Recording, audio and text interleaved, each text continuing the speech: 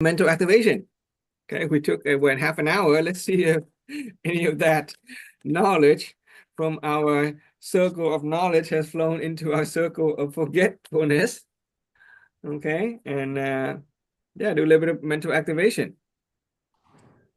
Keep our mind fresh. So who would like to remind us of the lesson that we've learned in this, this immediate past session? Okay, anything new? Any impression that you've made that you feel that you can apply? Any new realization? Who wants to start? Since we only have a few people, I think we should give a chance to everybody to, say something, do some mental activation. In the past, I did not push for the mental activation practice, and therefore people did not retain a lot of information. Okay, so this time I'm gonna push for the mental activation so we can actually retain, and so that our the knowledge that we gain would stay with us and we can benefit from it.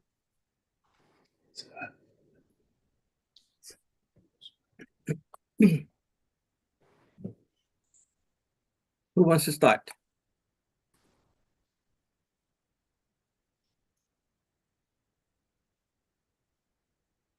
You guys look well rested. Vince, you don't look like you have, I think you rested. You look like you rest pretty well.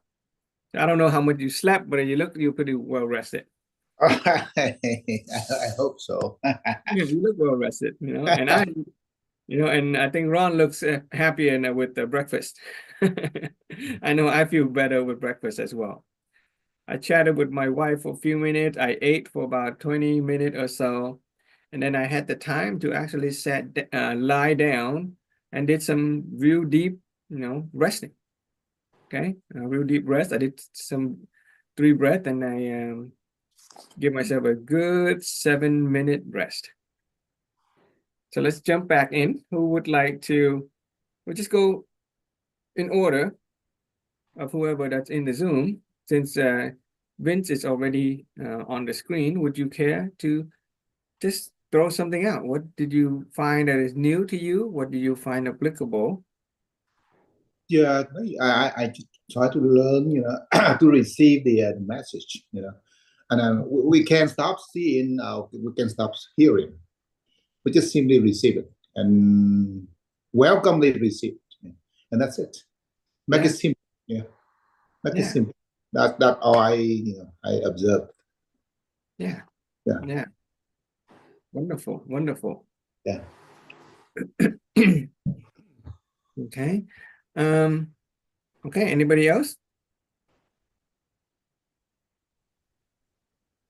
Well, a lot of it for me, I've gone over, so I know some of it. I don't know everything, of course, but a lot about our human nature, how we are able to pick our own desires, what we want in our outcome of life, and how to apply it, learning how to apply that. So, yeah, that to me is a big thing. Learning how to apply your outcome, what choices you make in life, and what you want in life, what you want to hear and what you don't want to hear. That's your choice. And how to eliminate the negativity by those choices. Yeah, it's kind of freeing, huh? Yes. We have that choice to be able to choose what we hear, what we see, to choose whether we want to charge with an emotion or not charge it with emotion.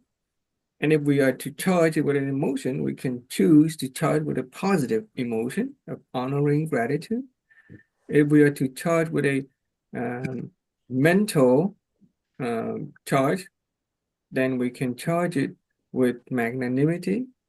And if not, stay in the space of serenity. Okay, true emptiness. Okay, wonderful little lesson from Jesus Christ and the Buddhists who connect us. And those are the two powerful perspectives. Okay. Morgan, are you on there? Would you like to say something? Is Jihua on? Would you like to share some of your learning, your impression before we move on to the next module? Yeah, mine is similar with the group. And then all of a sudden, it started, 6 months ago to now, to realize that because it's really hard to not analyzing and judging people, especially for my character. And I stopped to not judging people when they send a message to me, whatever is good or bad. And then because my mind is non-stop judging and thinking. And then I start to praying. Because I'm coming from not a religion person, but little by little I study and then finding about the faith, any religion, it doesn't matter for me, is expected for any religion. All of them has a praying. Praying is an attitude, is a positive thing. And then is affected on me, is work for me, my personality. I'm not talking about everybody should do it, but it's working for me this way. I find this way, to go to the positive thing, and then the message that you send, you explain it, is not affected to my emotional or think about analyzing why they told me this message or kind of, a stupid or something. And then when I start every day, I make a routine and discipline to myself to praying, and then praying to myself and everybody else. And then I realized that when people, send me the input message, it's not going to emotionally affect me that much that I had it before. And I kind of like it because I see the changing in me, but I need to learn more. Good. So you see your own transformation. Okay. Yeah. And since you mentioned prayer, most people pray. Most people pray. Let me see if I can expand our awareness and perception about prayer a little bit.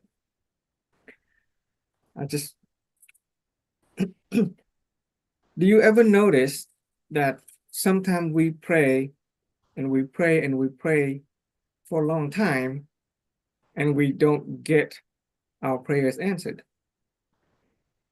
Or it takes a long time for the answer or what we want to come to us. And not only for ourselves, but we look for other people.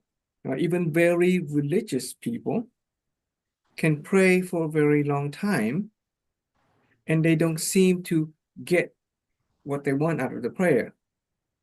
Or it takes them for a very long time to get what they want. Do you guys notice that? You notice people praying for a very long time and not receiving the prayer, or it takes a long time to get it? Have you noticed that? Why we pray, but we don't get it right away.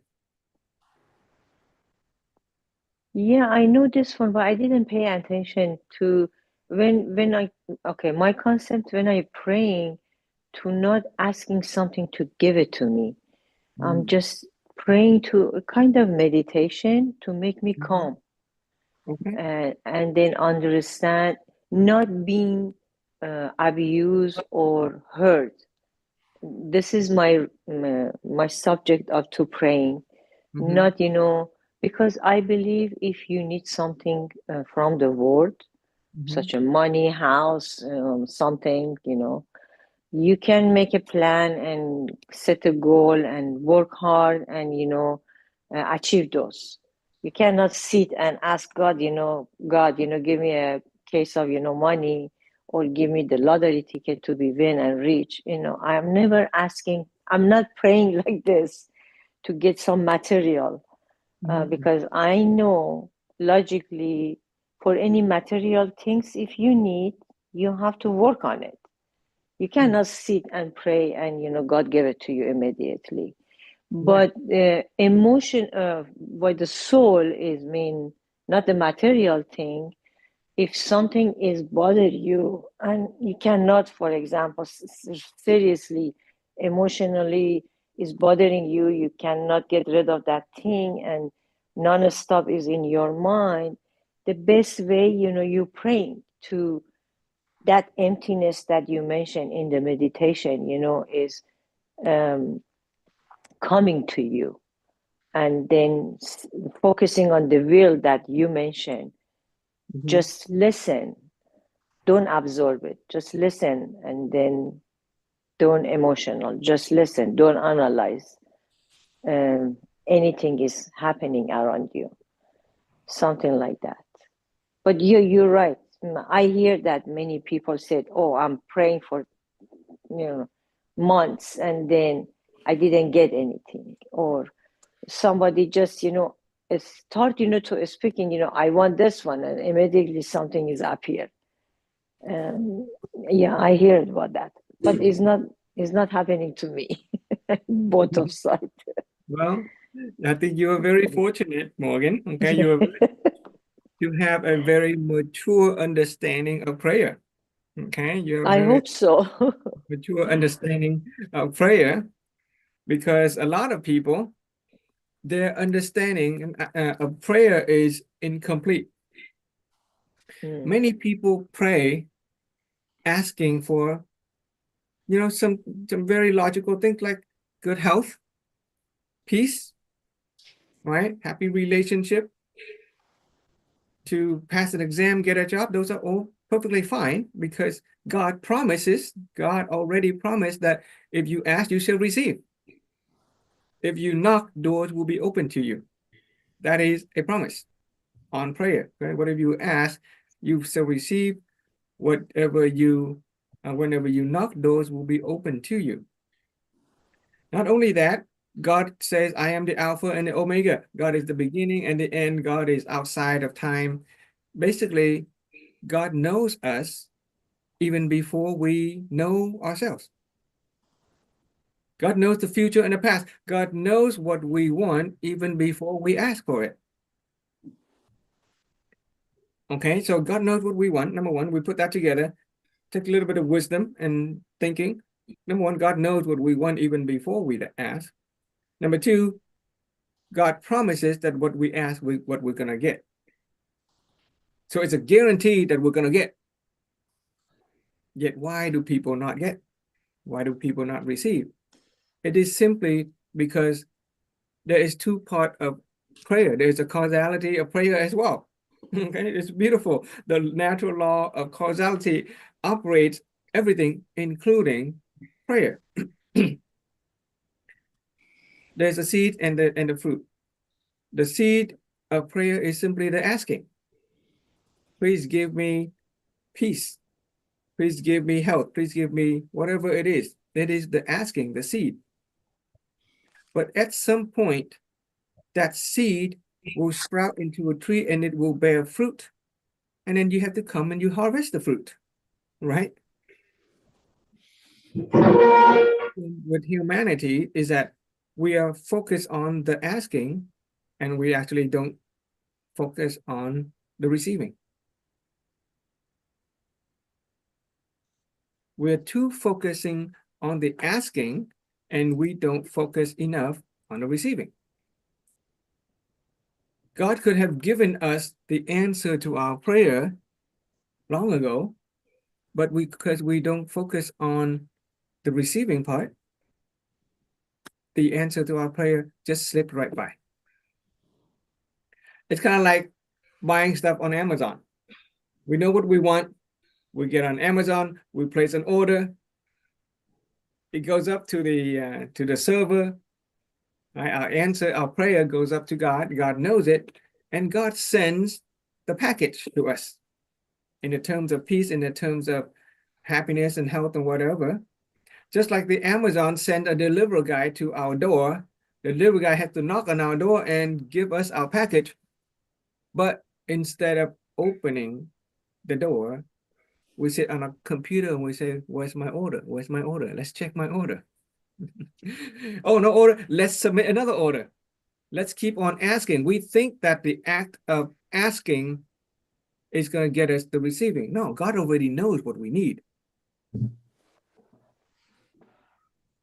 And so we get stuck in the we get stuck in this outer part. We thinking and we talking and we are asking and asking and asking. And in the meantime, God is giving and giving and giving, and we're not getting it because we're not listening and we're not receiving. When a person have a health issue and they ask God to give them great health, and all they know is, let's say they go to a Western doctor and the doctor give them medication or surgery, and that's fine. But if that doesn't work, they keep on asking God, and somebody, let's say, offer them an Eastern holistic method of healing, energy meditation, for example, acupuncture, for example, some holistic health practice, and they say, nope, that's not for me. I'm only interested in Western medicine. And that is the equivalent of God sending the gift to us, the deliverer knocking at the door, and we don't open the door to receive the package. God gives us the answer to our prayer, but we refuse to accept it because we are stuck in our, which one is it? That would be judgment. We are obstinate in our human nature of judgment. We are attached to our own views and our perspective and the way we want things to be done. And we are skeptical, we are doubtful of other people's opinions and ideas. We desire, but we close up our desire for the true health and happiness that we have been asking for. Instead, we are stuck on the desire for, let's say, medicine. We want a miracle drug when the miracle is, let's say, meditation. We want medication, but God gives us meditation, but we refuse the meditation. We just prefer medication. And that's why we don't get healthy. Okay. So it is the second component of prayer that is the receiving part. And the benefit of this practice is that when we can arrive at that space of emptiness and we are open to receiving, then we will more simply hear God's voice, not in a physical sense, but it's simply a knowing, a recognition that when we meet a person, for instance, each of that person could be, a message from God, an answer to our prayer, and they are the person delivering whatever it is that we want, but only if we are open to receiving. It is the Zen Buddhist that's giving us the Christian, or the Islamic or the Muslim prayer, but only if we are open. Okay, so that's a little bit of a perspective. Hopefully that'll shift a person's awareness about praying. Don't focus so much on the asking. God already knows what we want. Focus on the receiving. Focus on the receiving, and we will receive what we want in a much, much simpler and quicker way. Okay? And since we have some very mature people in this Zoom, let's call your attention to, I need more paper. Okay, let me get some paper.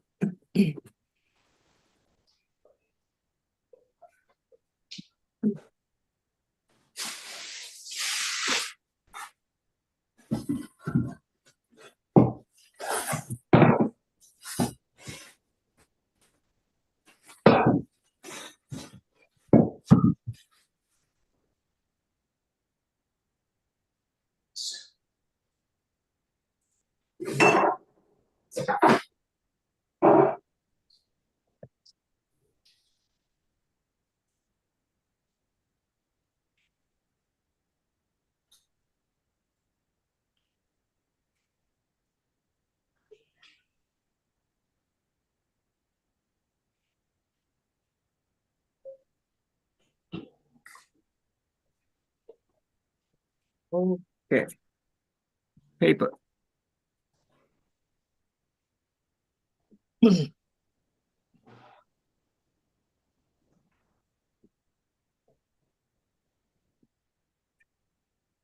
Just to sort of get a little complete on the human nature. We're still on human nature, but I want to call your attention to the idea of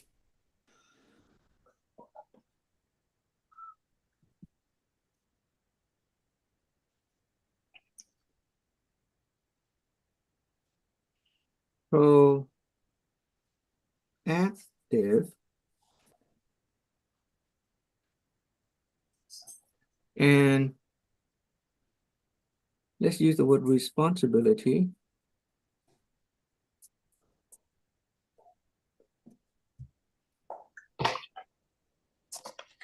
Proactive responsibility. As we begin to study the human nature, we understand how human nature works. Positive, negative polarity, desire, imagination. As we begin to understand how the human nature, we know that we can be proactive about our nature. We can be proactive about our desire. We can take responsibilities for our feelings and emotion, for thought, our thinking, right? And to be proactive and responsible is essentially a state of being the owner or ownership. Okay? To own something is simply to be proactive and responsible for that thing. A business owner is a person who takes proactive responsibility for everything that goes on in a business. Right? The bottom line, the owner is gonna have to, either pay or not. The owner is a person who has to take care of all of his people, his talent asset, all the finances, all the legals and all the laws, all the inner workings, all the management, okay? That is what it means to be an owner, to take ownership. So if we take ownership of our inner being,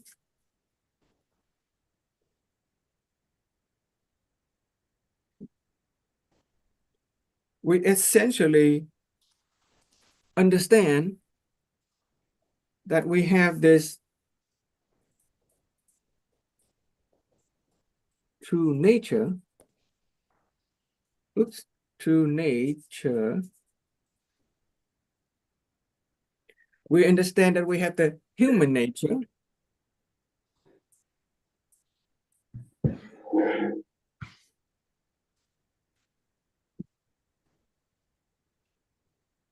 Okay.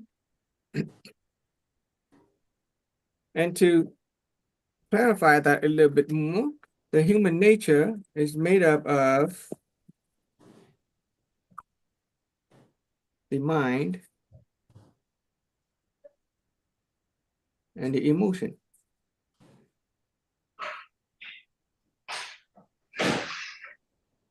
Our two natures is just our two selves. So if we can proactively take responsibility for our mind and our emotion, we can choose positive thought, we choose positive emotion, then by the law of causality, we will arrive at a outcome that is positive. Okay. When it comes to praying, we can choose to limit the asking and pay attention to the receiving. You can literally take ownership of your praying and thereby take ownership of the outcome of your prayer. But we have to be proactive or actively listen, be responsible for the kind of thing we ask for.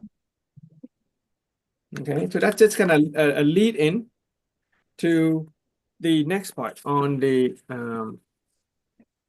human nature or the human construct.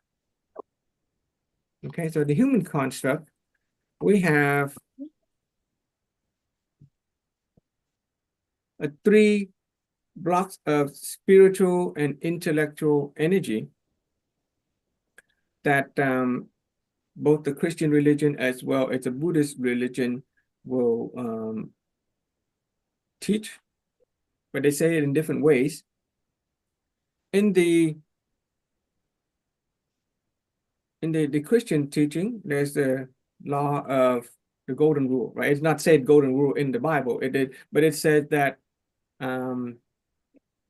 that which you sow, so shall you reap. It is a statement on the law of causality, right? That which we sow, the seed, so shall we reap the fruit, the seed and the fruit. It also says that at Judgment Day, everything is accounted for. Not even a single hair on our head will escape our judgment. That too is a statement on causality. Okay. During the time of Jesus Christ, and let me read that one. During the time of Jesus Christ and his disciple, they live in the Jewish, culture, and the Jewish culture had a certain understanding about sins as opposed as relationship to their physical well-being. A person who is sick is often thought by Jewish people to be a sinful person. So when a bunch of sick people come to Jesus and ask Jesus to heal them, Jesus would say, "You are forgiven." Jesus didn't say, "You are healed." He said, "You are forgiven." And people would, some people would be offended. Okay, why does he have the power to forgive? But never mind that. What important is that in the Jewish tradition, there is an understanding that your physical ailment or your physical health is related to your good or evil. It's related to whether you have committed sins or whether you are a good person. Same thing in the Buddhist and the Hindu tradition. In the Buddhist and the Hindu tradition, a person who experienced a lot of good fortune, it is because they have the energy of good fortune within them.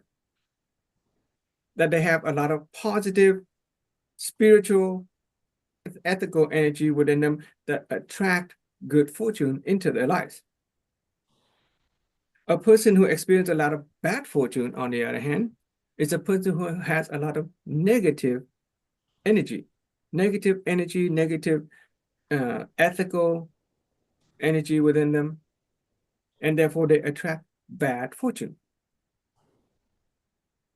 And so both religions understand from a human construct level is that as a human being, beside from our mind and our emotion and our body, we have this ethical, spiritual energy that will attract good fortune or attract bad fortune.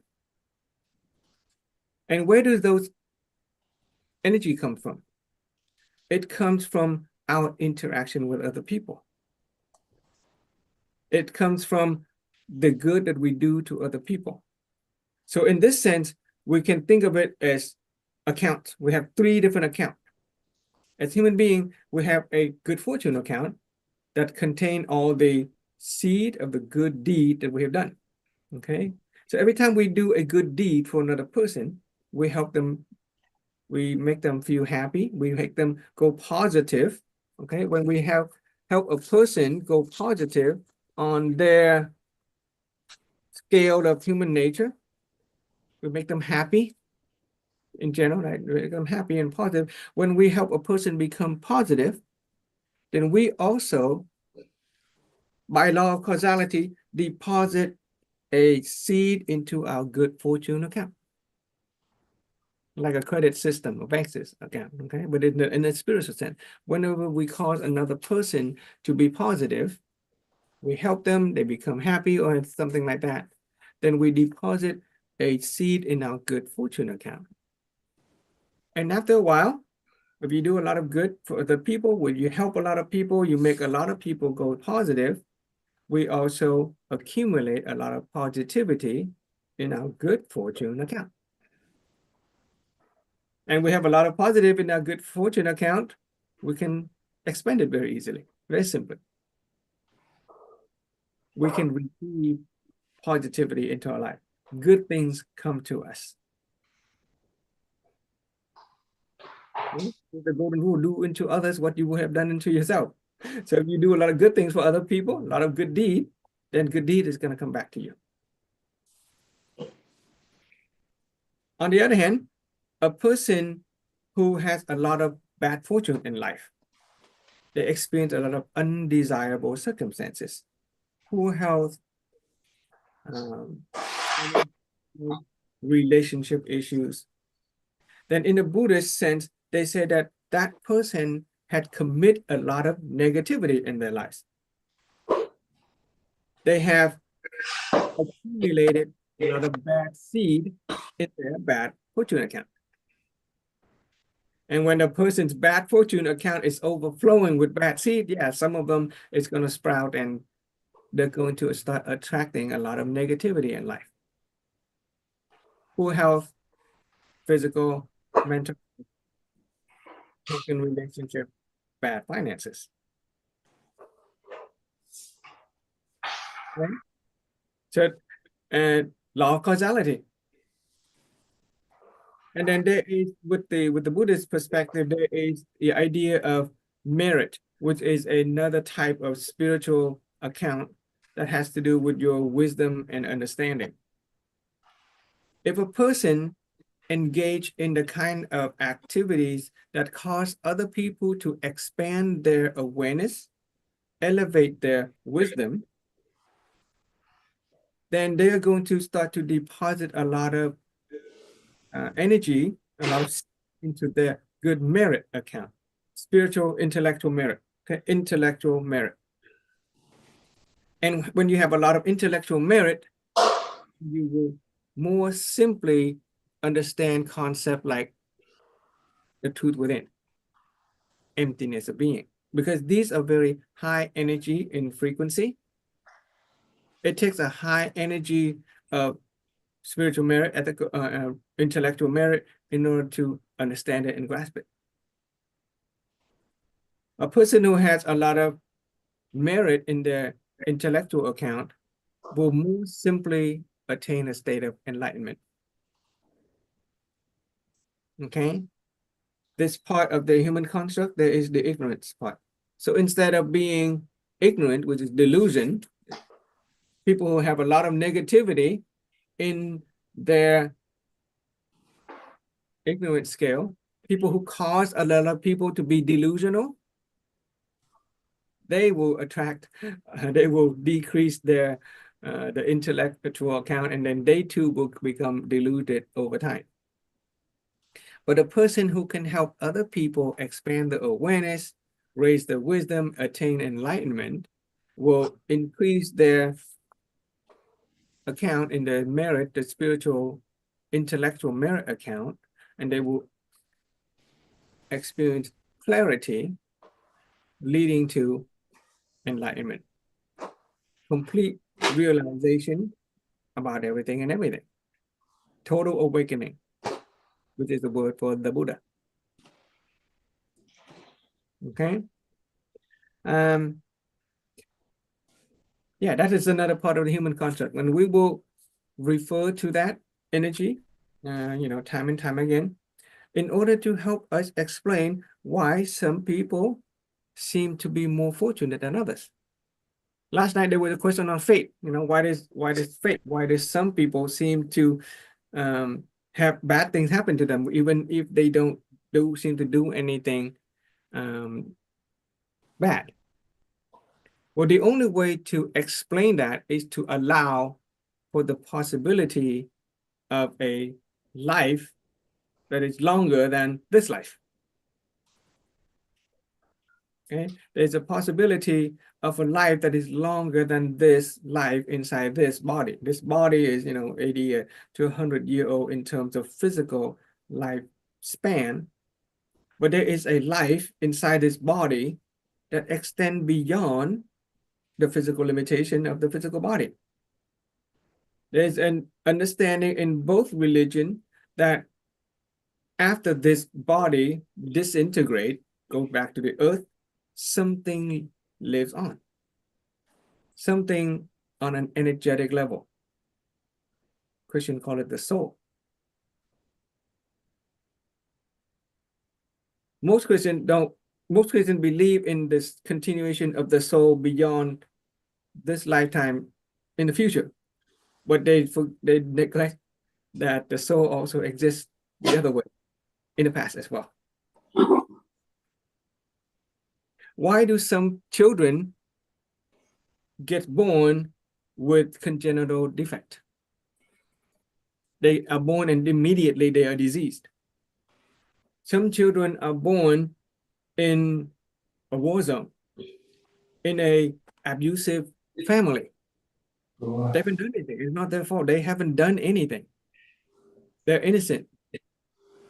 Yet we already learned from the formula for the root cause of life is that the root cause of life begins with me. Yeah. Every consequence, every outcome that we experience today come about as a result of some seed that we have planted. And the only way to allow for that interpretation is to allow for the possibility that the soul existed not only into the future, but also in the past, which means the possibility of multiple lifetimes. There's a possibility that in the past, we may have lived another lifetime and we may have committed a bunch of bad deed, that now we are reaping the fruit of that bad deed. And so children who have committed bad deed in the past are reaping the fruit of it in the form of congenital inherited diseases. They are born in family who are broken because they themselves have broken something in their past. The Jewish community had this understanding, even during the time of Jesus. There are different sects the Bible will talk about, like the Sadducees and then the Pharisees. The Pharisees believed in life after death. The Sadducees believe in only, that's it, this lifetime. But even in the consciousness of the Jewish tradition, which give rise to the Christian tradition today, there is an understanding that the soul existed before this lifetime, and that the only way to explain why disease come into this world is because we have committed some disease in the past. Christianity, we call it the original sin. It is said that the sin was passed down from our ancestor, but it's us. Okay, it's us who have lived those paths. We are our ancestors. So that gives the explanation for why good fortune and bad fortune take place in the world, why there is evil in the world. There, why, evil is nothing more than human being performing evil deeds. Right? In the Bible, it says human beings were created in the image of God. We are almost perfect. We were happy in the Garden of Eden. It is only when we took up the fruit of knowledge of good and evil, which is an allegory to say that we started being, good or bad. It is only then that we start to suffer. That is only then that sin comes into the world. That is why there is evil in the world. It is nothing more than our choices. We simply choose to act on cruelty or instead of benevolence. It is the human nature that decides why there is evil in the world. It is also human nature that decides why there is goodness in the world. And now that we are people of ownership, okay, we can choose to be benevolent instead of cruel. We can choose to be altruistic in our desire instead of selfish in our desire. Okay? Any And question? I have a question. Go Yeah. back to the past life. Mhm. If you're believing in the past life, that you mentioned, kids is coming with the disease or something. If you believe that the past life, how many times the human being is coming to the world? Who knows? Could be tens of thousands of lifetimes. How long have human beings been alive in this planet? We don't know. But who knows? It could be many times. And many people reportedly, very few people can reportedly remember their past lives. In the Buddhist tradition, there is the concept of a veil of ignorance. Somehow, when we are born into this world, we don't remember because there's this veil of ignorance. And it's simple to understand because in order to remember anything, that is a brain activity. When we are first born, when we are first conceived, sperm and egg, there's no brain just yet. It's tiny little spark of energy. And so it's not possible to, compress. It's not like a memory card that you bring from one computer to another. When our body disintegrate, there's no body anymore. In order to remember, in order to see, to hear, to know and speak, it needs a brain. And but after that, whatever remained must have been very, very small, that could not retain any actual memory. But it retained a charge. It retained, a sort of a orientation toward good or bad. It retains some spiritual or intellectual energy. And when that goes into, it gets formed into a physical body, that charge will influence, one cell will influence the next cell, one molecule in the next, influence the next molecule. And that negativity, if the person has a lot of negativity, then that energy will give rise to a body that has a lot of negativity within it. Not only that, in the human, not in the root cause formula, okay, we said the root cause of life begins with me. The outcome in life is a result of all the choices that we've made. And the choices that we've made is compatible with who we are. Sometimes we like it, sometimes we don't like it, but we simply choose it that way because there is no other choice, and we simply pick the choice that is most compatible with us. Then we can say from this, combining the root cause of life formula and the human concept, is that we actually choose our parent simply because we are compatible with them. So if we are the kind of person who carries a negative energy, then when we are born, we're going to be born into the kind of parent that carry negative energy. But let's move on because I will make that more clear in the next section. Okay? Okay. Yeah. Yeah. Let's move on. Now, good question, and that is a perfect lead into the next session.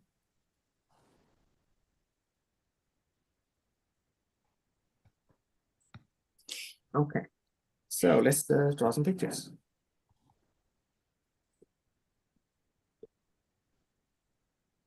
Let's see.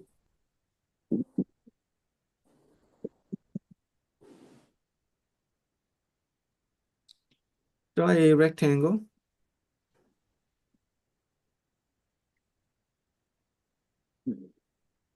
Okay. We're going to use the sort of the scientific perspective. In the middle is a ball, okay, an object,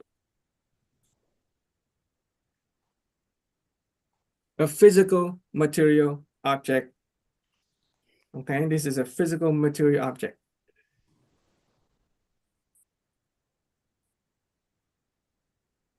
Okay.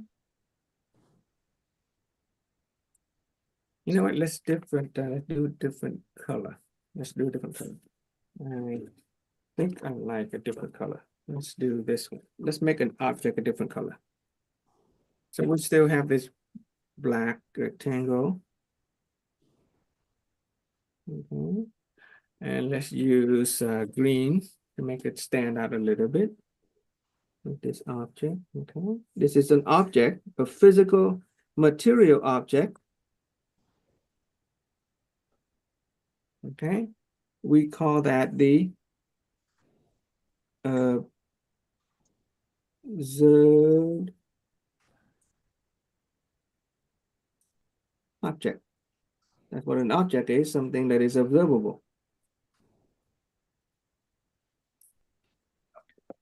Around that object,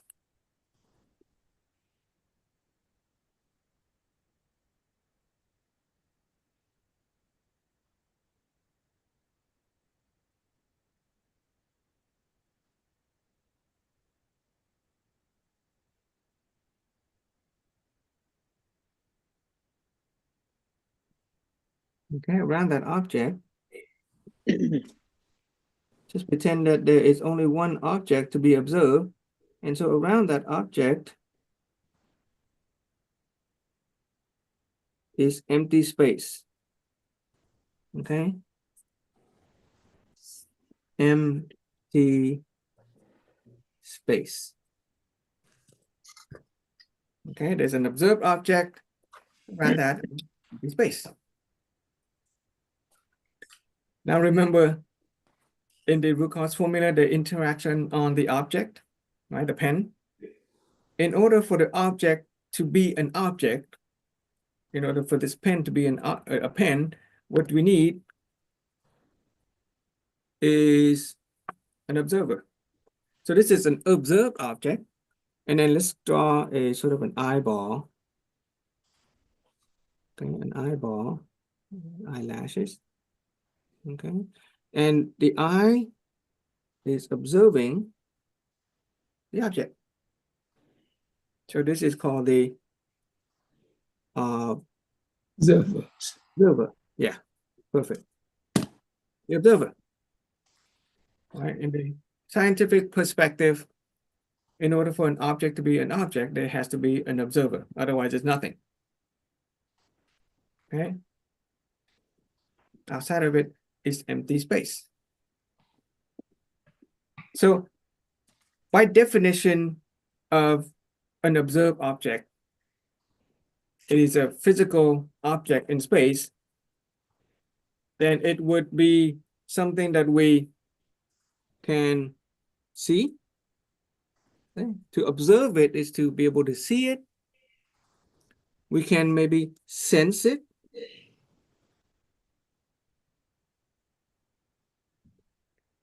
And in our philosophy, we're going to expand that a little bit to not only to see, to sense, but to become aware of. Okay, aware of. So in order for an object or anything to sort of exist or to be observable, we have to see it, we have to sense it, or simply become aware of it.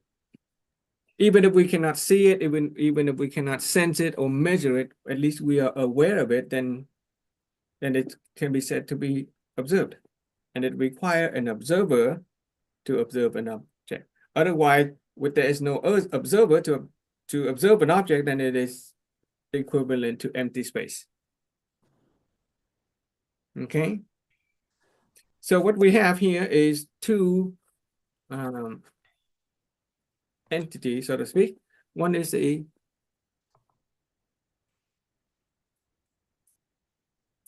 physical matter.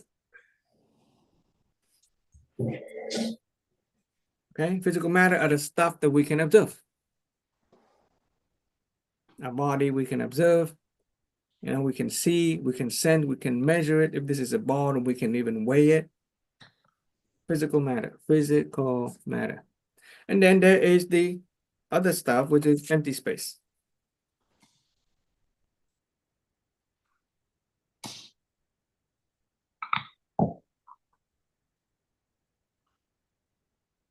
Okay, physical matter exists in empty space. Okay, that's pretty basic.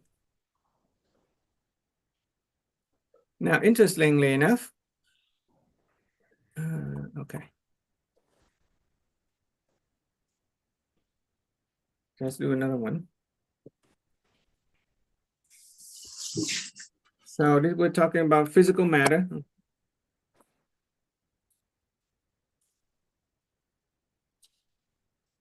Every object that is in space, every physical matter exists at its most fundamental level as a fundamental particle.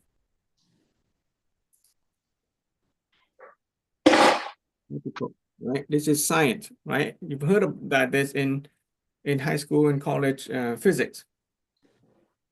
Our body, when we divide our body into tiny little organs, into tiny little cells, to divide the cells into tiny little molecules, the molecule divided into atoms, those atoms are broken down into quarks, and those quarks are essentially fundamental particles that make up our physical and material world.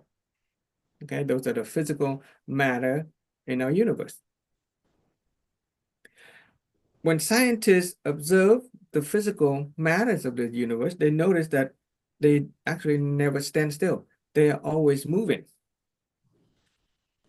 Okay, they're always moving.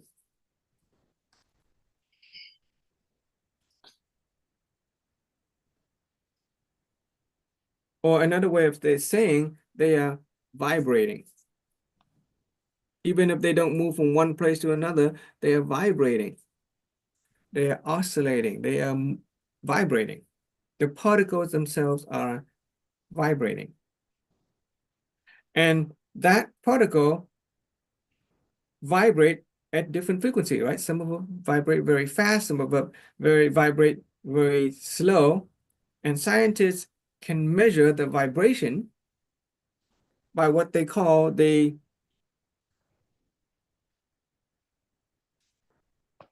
vibrational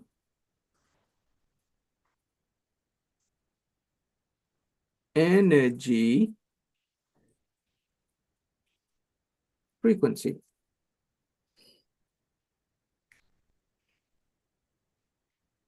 Okay? The scientist has already demonstrated that all particles, when they move, they exhibit a wave-like pattern, which is energy. And the particle, they move at different frequency. There's a whole wide range of vibrational energy frequency. It is measured in hertz. Hertz is how many cycles per second, how many times something vibrates. 1 hertz is 1 cycle per second. Okay? Our computer, the CPU in our computer can vibrate or oscillate the semiconductor in them can oscillate at 3 gigahertz. That is 3 billion times per second. Our computer, this little laptop, it can oscillate 3 billion times per second, and it can do 3 billion computation per second. Very fast. Okay, so to simplify things, okay, in this philosophy, we like to simplify things. We're just gonna divide it into 3 simple categories. We simply call low vibrational energy. We simply call high, and we're gonna call it ultra high or super high vibrational energy frequency. Okay. And so to illustrate this on a physical way that we can see and sense, okay, let's take a look at my hand. Okay. If my hand is moving slowly, you can see it. All right, my hand moving slowly, you can see it. If my hand start to move faster, you start to it gets blurry. All right, it gets blurry. And if my hand would move really, really fast, you can imagine that my hand moves so fast that you cannot even see at all. Right? It's just physical matter. But if the physical matter vibrate so fast, then the eye cannot catch onto it and then we cannot even see it. And so this particle, which is my hand or any particle in the universe, if it's slow, then we can see it. Okay? If it's fast, then we see it, but it's a bit of a blur. You can see it clearly if it's slow, right? If it's fast, it's blurry. And if it's ultra fast, it is invisible because it exists as a form of wave instead of a particle.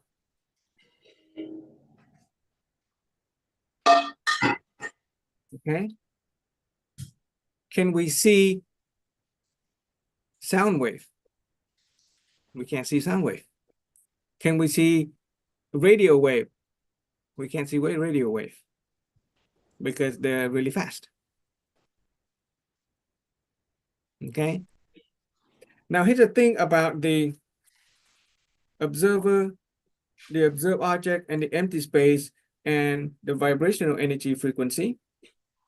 Just because something is moving really fast and we cannot see it, does it mean they don't exist? No, they exist. They exist, we just can't see it. We cannot see it because they're too fast for us. Their vibrational energy frequency is beyond the vibrational energy frequency of our own eyes. Okay, that's an important distinction. That is an important distinction to make, and I want you to make sure you get it. Okay, if we see something, we see it because we are a vibrational energy frequency match for it. Your hand, my hand, and your eyes is a vibrational energy frequency match. Therefore, you can observe my hand. The observer can see the observed object because the observer is a vibrational energy frequency match for the observed object. If this object was to vibrate at a different frequency that is way, way beyond the frequency of the observer, then we will not see it. We will not sense it. Right? Kind of like Wi-Fi. We cannot see Wi-Fi, but Wi-Fi exists. We cannot see air, but air exists. We have to use different ways of measuring it or sensing it beyond our eyes. Think of radio wave, radio frequency, right? When you listen to a radio channel, there's a number. Like if you look into KOST, K-O-S-T, the frequency is 103.5 kilohertz, I think. If we tune the radio to match exactly 103.5 kilohertz FM frequency modulation, then we can catch the content of KOST, KOST. We can get the music, we can get the news. We are a vibrational energy frequency match for that channel. If we tune the radio a little off, we can hear static. We might still get some content, but we also get some noise, and it becomes kind of blurry because the frequency is off. Right? Tune the radio to it. If we're completely off, I mean, if we are in a different frequency, that we are no longer a match for 103.5, then essentially we get nothing. we don't get the content from 103.5. We may get the content from another station. We may have tuned our radio to 1007.2 or something like that. KISS, KISS. Different station. Totally different content. So on a physical material world, right, when we see something, it is because of, first of all, there's an observer, there has to be a person, and number two, that observer is a vibrational energy frequency match for the observed object, just like the radio. If we want to get the content from the radio station, we have to be a vibrational energy frequency match, or at least our radio has to be a vibrational energy frequency match in order to catch the content. But if we're off by little, then it's blurry, it's not very clear. We're off by a lot, then we get nothing. Empty space. Do you get this concept so far? This is basic science. Okay? And then we connect that to human life and experience. So that's where the important comes in. Okay, this is just a scientific illustration, and we're going to apply the scientific perspective to the human construct, to what it means to be a human being. Okay, and it looks like this. So as a human being, we experience our world. Okay, we experience the cosmos. We experience our experience of the cosmos. It's called the cosmological perspective. Okay, so we're just going to use the word cosmos. Our experience of the cosmos. We experience the world. We experience the worldly, the physical world, and we experience human life and experience human life. It's just a simple way of understanding the world around us. There's a cosmos or the cosmological perspective that include everything, really big, including the soul, including multiple lifetime, all of that stuff, reincarnation. Those are the cosmic stuff, cosmological stuff. It is an explaining of where everything is. Different religions have different ways of explaining the cosmology. Okay, let's use the cosmological instead of cosmos. Cosmological. Okay, the cosmological perspective. And then there's a worldly perspective, right? Which is kind of stuff that we learn in school. The science, the physics, the engineer, they deal with the worldly stuff. And then there's a human life and experience, which is what we are focusing on. It turns out that using the same analogy of vibrational energy frequency,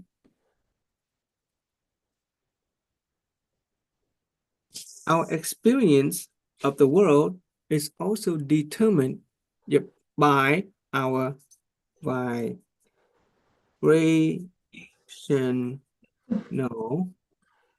energy frequency. We're not in space. Just gonna shorten it. Frequency. Vibrational energy frequency.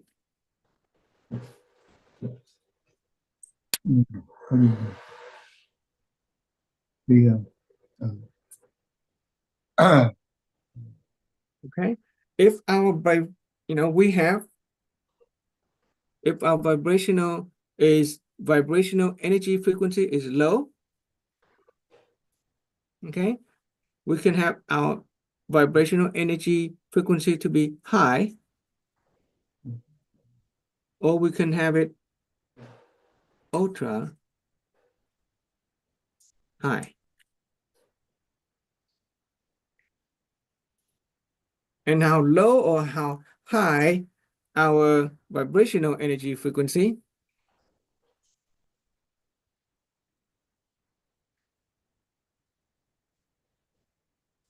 will determine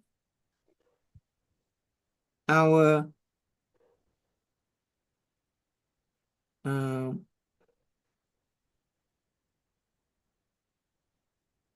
let me think.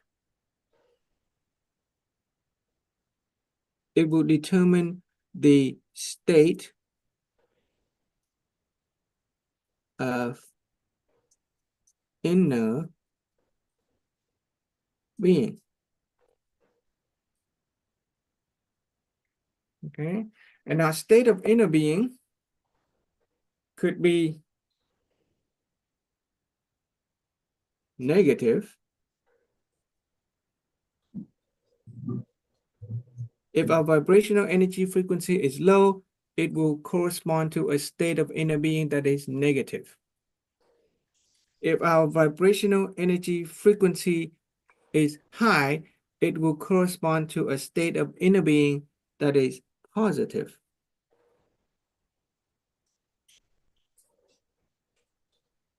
And if our vibrational energy frequency is ultra high, it corresponds to a state of being that is balanced.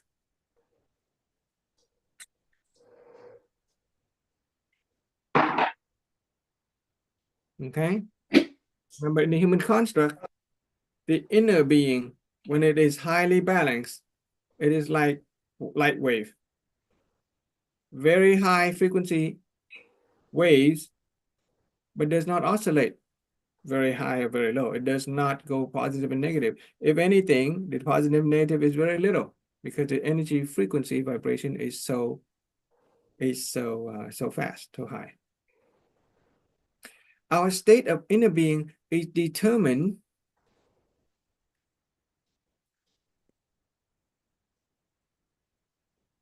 by our state of inner awareness. Okay, it is our inner awareness that will determine our state of being.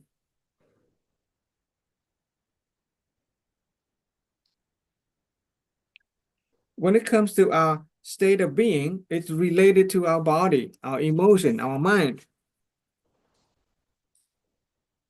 Okay, so we're just going to say body.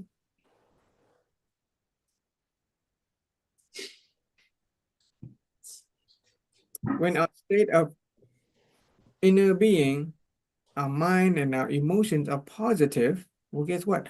Our body is going to experience positivity. When we are balanced and positive inside, our body will also vibrate at a high and ultra high energy vibration, which correspond to positivity, good health, happiness. Good health and happiness is corresponding to balance and positive energy. On the other hand, if our inner state is negative, we're depressed, we're anxious, we're resentful, those are negative emotions, negative thoughts, that's going to cause the body to go negative. And when the body is in the negative state, it is a disease state. We're unhappy, we're gonna get sick. Okay? Low energy associated with illnesses, high energy associated with health. Yes. Any question? Okay. Now, our inner state of awareness determine our state of inner being, our state of being. Our inner state of awareness is directly related to the energy of good fortune and merit, energy of merit. Right? Earlier on, when we talked about the golden rule, do unto others what you would have done unto yourself, When we perform good deed for other people, we deposit a seed in our good fortune account, and we would experience positivity in life. It also helps us with our inner state of awareness. Some people are born not only with healthy body, but healthy mind. Their state of being, their state of awareness is positive. Other people are born generally being pessimistic, prone to anger, prone to depression. And that has to do with the kind of energy of good fortune and merits that we have accumulated in past lifetime.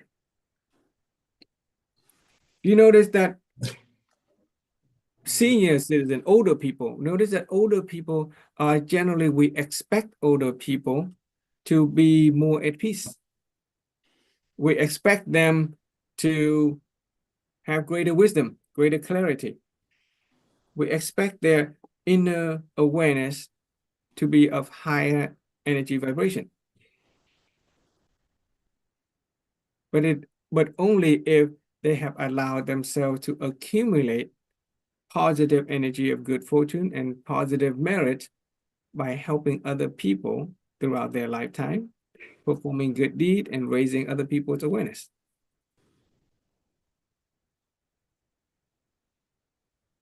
Okay? So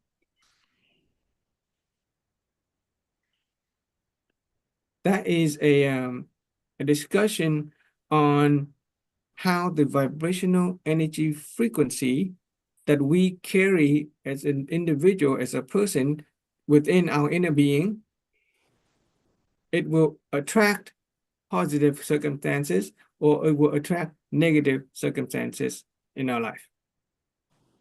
And since we have already established that to take ownership of your inner being, to take ownership of your true self, take ownership of your true nature, as well as your human nature, take ownership of your inner being, your mind, your emotion, is the path of a owner, a responsible and mature person. Then we can begin to understand that in order to attract the positivity into our lives, not only can we attract positivity for our body and our inner state of being, but we can raise our awareness as well. If our awareness is positive, we're going to attract positivity into our life. We're combining a scientific perspective along with the perspective of the religion. Okay.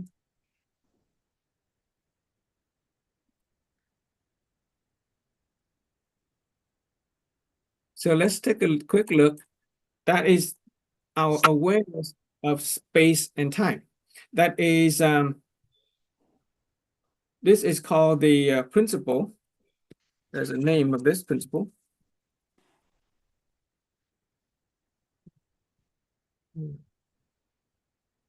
Let's use principle. This is the operating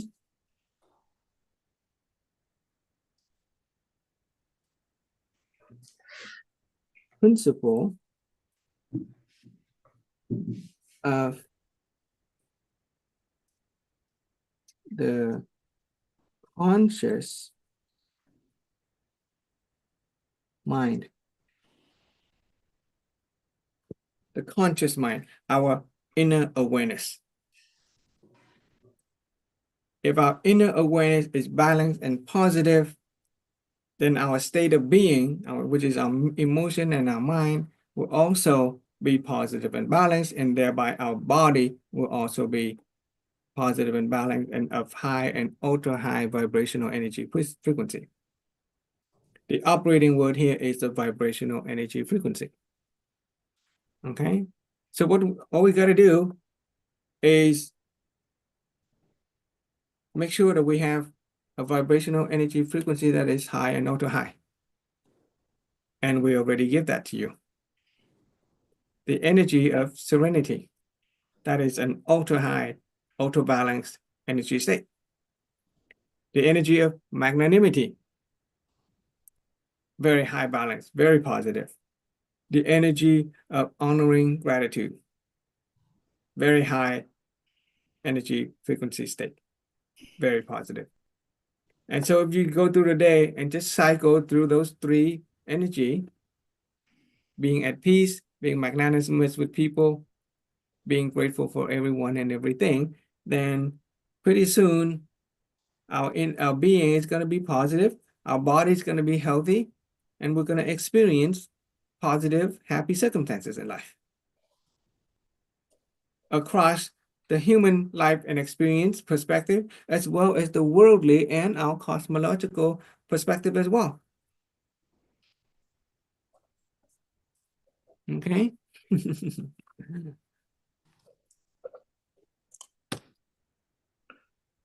Question and impression so far.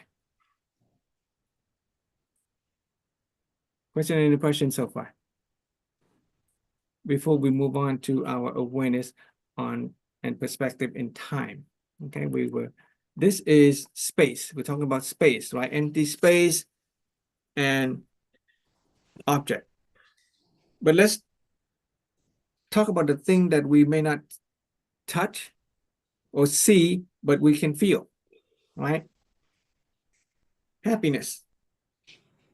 And happiness is not a physical object, but happiness is something that we can become aware of. Okay? If we are a person who can experience happiness, then by this definition, then we are a vibrational energy frequency match for the vibrational energy frequency of happiness. That is why we can experience happiness. For a person that does not experience happiness, does it mean that happiness does not exist?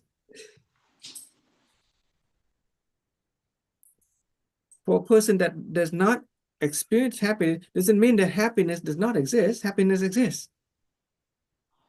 But they don't experience it because they are simply not a vibrational energy frequency match for happiness. You guys get that? Just like this pen. We are not there to observe it. The dog is not there to observe it, but it exists. It only becomes real to us when we were there to observe it, and we are a vibrational energy frequency match for it. So a person who is not happy doesn't necessarily mean that happiness is impossible. It simply means that you are not a vibrational energy frequency match for happiness.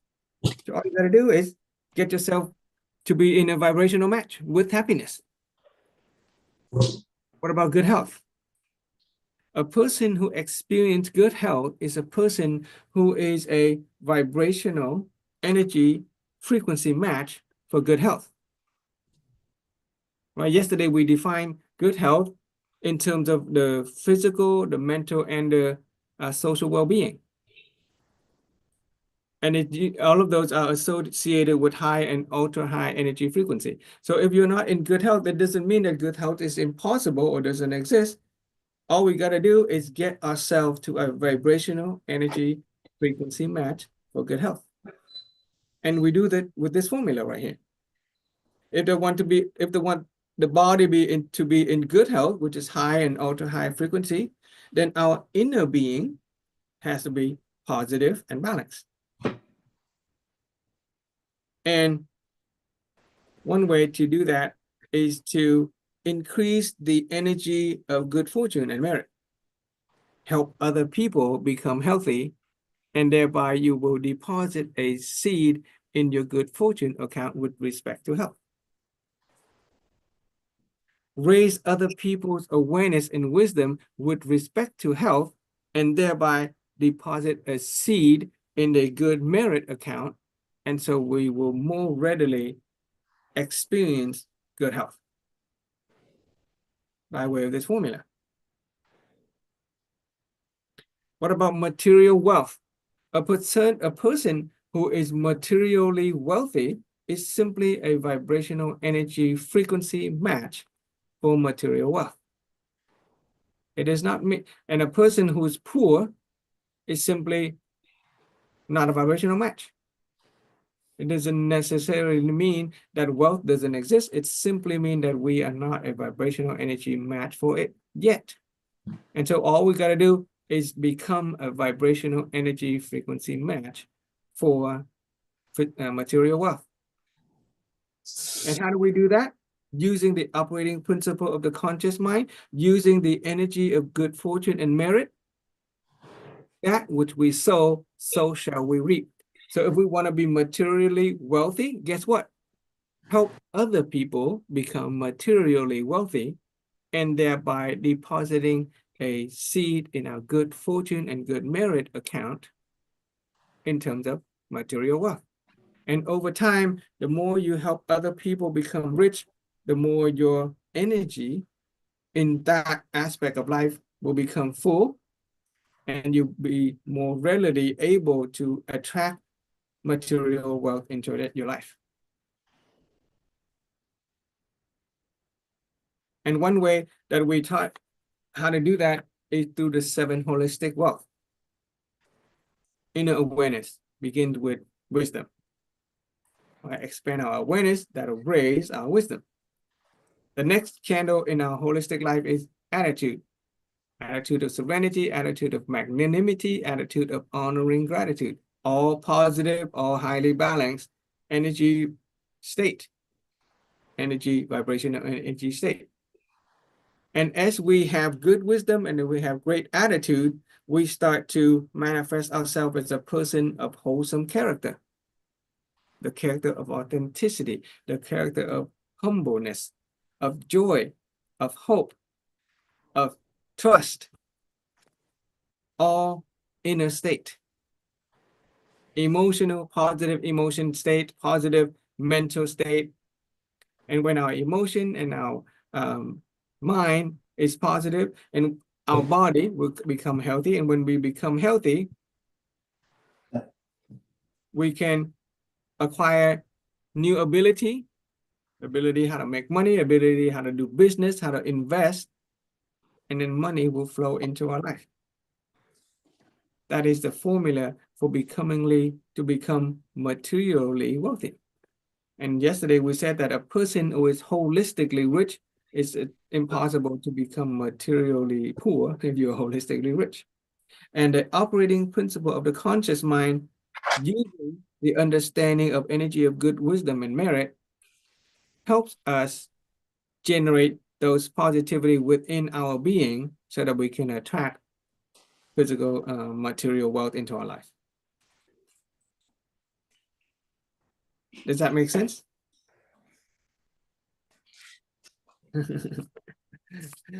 What do you guys think about that one?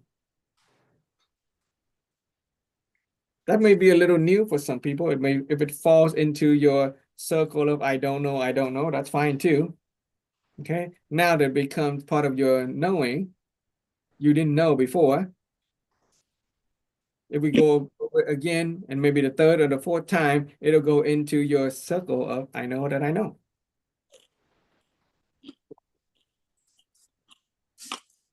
Somebody was going to say something. Lesson and impression on this part.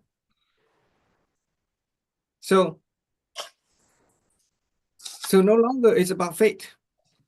Okay, no longer it's about predestination. It is simply a matter of vibrational energy frequency. Whether we are a match for health and happiness or not is a matter of our vibrational energy frequency match for health and happiness. And we already know how to become a vibrational energy frequency match using the operating principle of the conscious mind.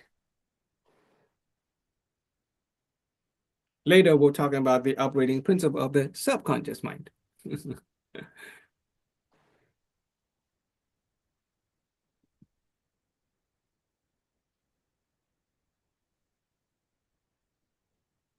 Okay.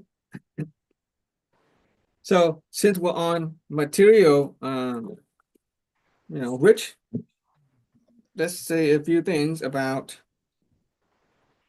money. Just a few things about money, not too much.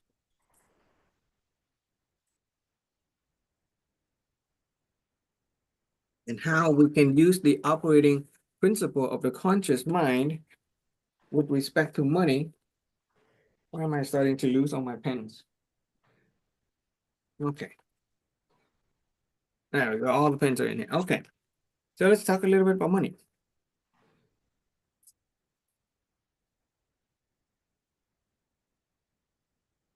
Okay.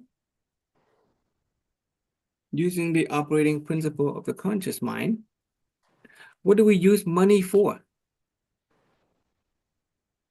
Money falls into the resource part of the human nature. Remember, we have the need for resources, the need for appearance, the need for identity, the need to consume, and the need to rest and sleep. What do we use money for?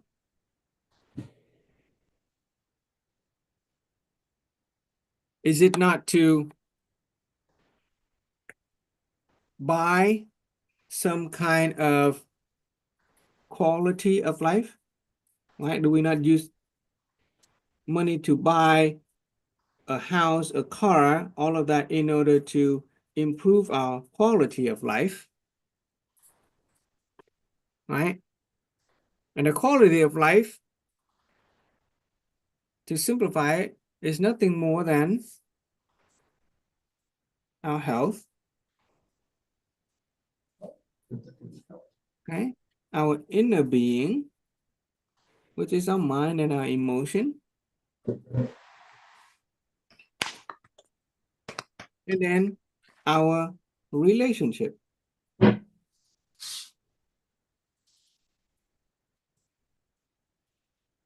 we not use money to buy things or eat things or wear things and try things that improve our health?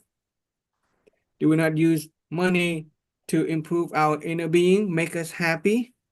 We go to the movie, we go on vacation, we play certain game, whatever it is, to make our inner being go positive. Do we not use money to improve our relationship, either to attract a mate or to maintain a family relationship? So money is basically used to improve our quality of life. Okay? But if all we do is use money to improve our quality of life, eventually that money is going to go away. We have to somehow replenish it. Right? We have to somehow replenish it. And the way we replenish it is to create value.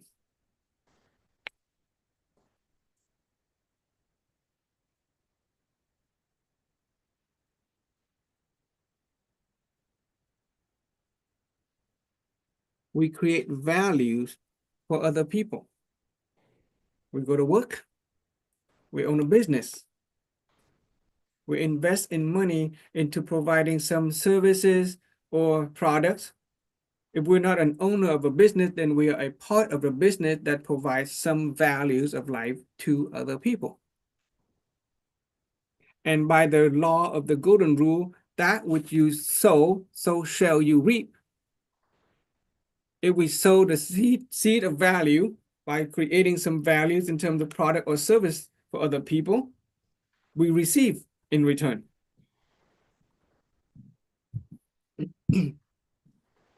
It goes back to us in the form of money.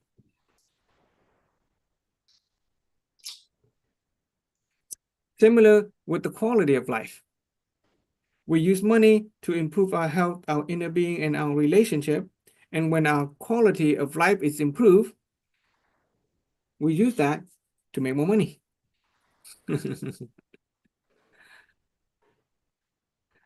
And so money is nothing more than an intermediate. It is an engine of value creation.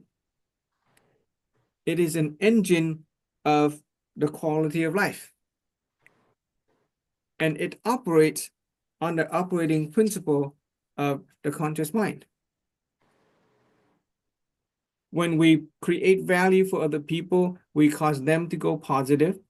We deposit a seed of positivity in a good energy, good fortune account. And that will attract positivity in terms of finance. And then we use that money to improve our quality of life. It is an engine of value creation, if we understand it that way. Otherwise, if we think money is just something that we need to work hard and accumulate over time, if all we think about is ourselves, then our desire for ourselves, that is negative, being selfish, negative energy. Guess what? With negative energy, our inner state is negative. It's right here. Negative state energy. Pretty soon, our body is going to experience low energy as well. We get sick. Stress, hypertension, heart disease. All right. The person who works thinking of themselves through time will become selfish and their body will decline. But a person who contribute value to other people will go positive and they can maintain good health for a very long time. It is all because of their state of inner being is positive, and at the same time, the state of awareness, now that we have a new awareness about money, it is an engine of value creation. It is not just something to satisfy our own quality of life. It is the value of life that we create for other people. Now you have a greater awareness, you have positive awareness about money, then money can be a wonderful engine of value creation as well as the quality of life. Our health will go up. Our happiness will go up. Okay? That's how it works. See how it works? Kind of cool, huh? Kind of cool. Yeah.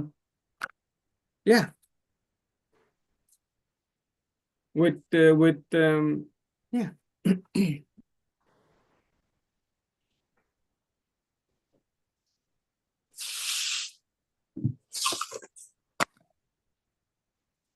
And so with this,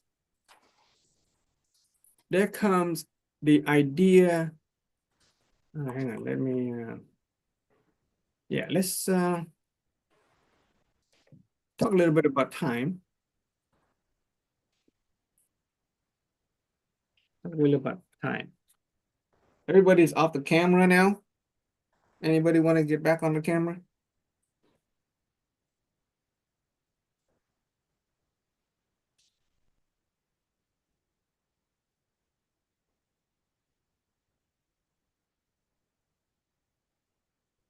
We're gonna wait for some people to get back on the camera.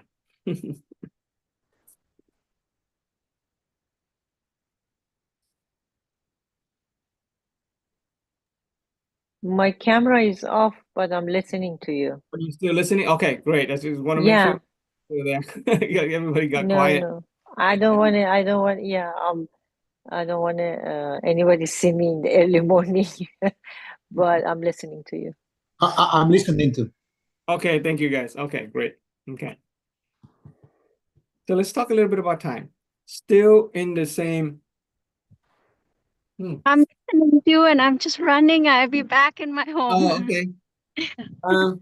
Can we take a short break? I need to get some water. I need to get some warm water. Let's take like a 5-minute break, okay? I'll be back. You guys stay. If you can take a bathroom break or something. I'll be right back.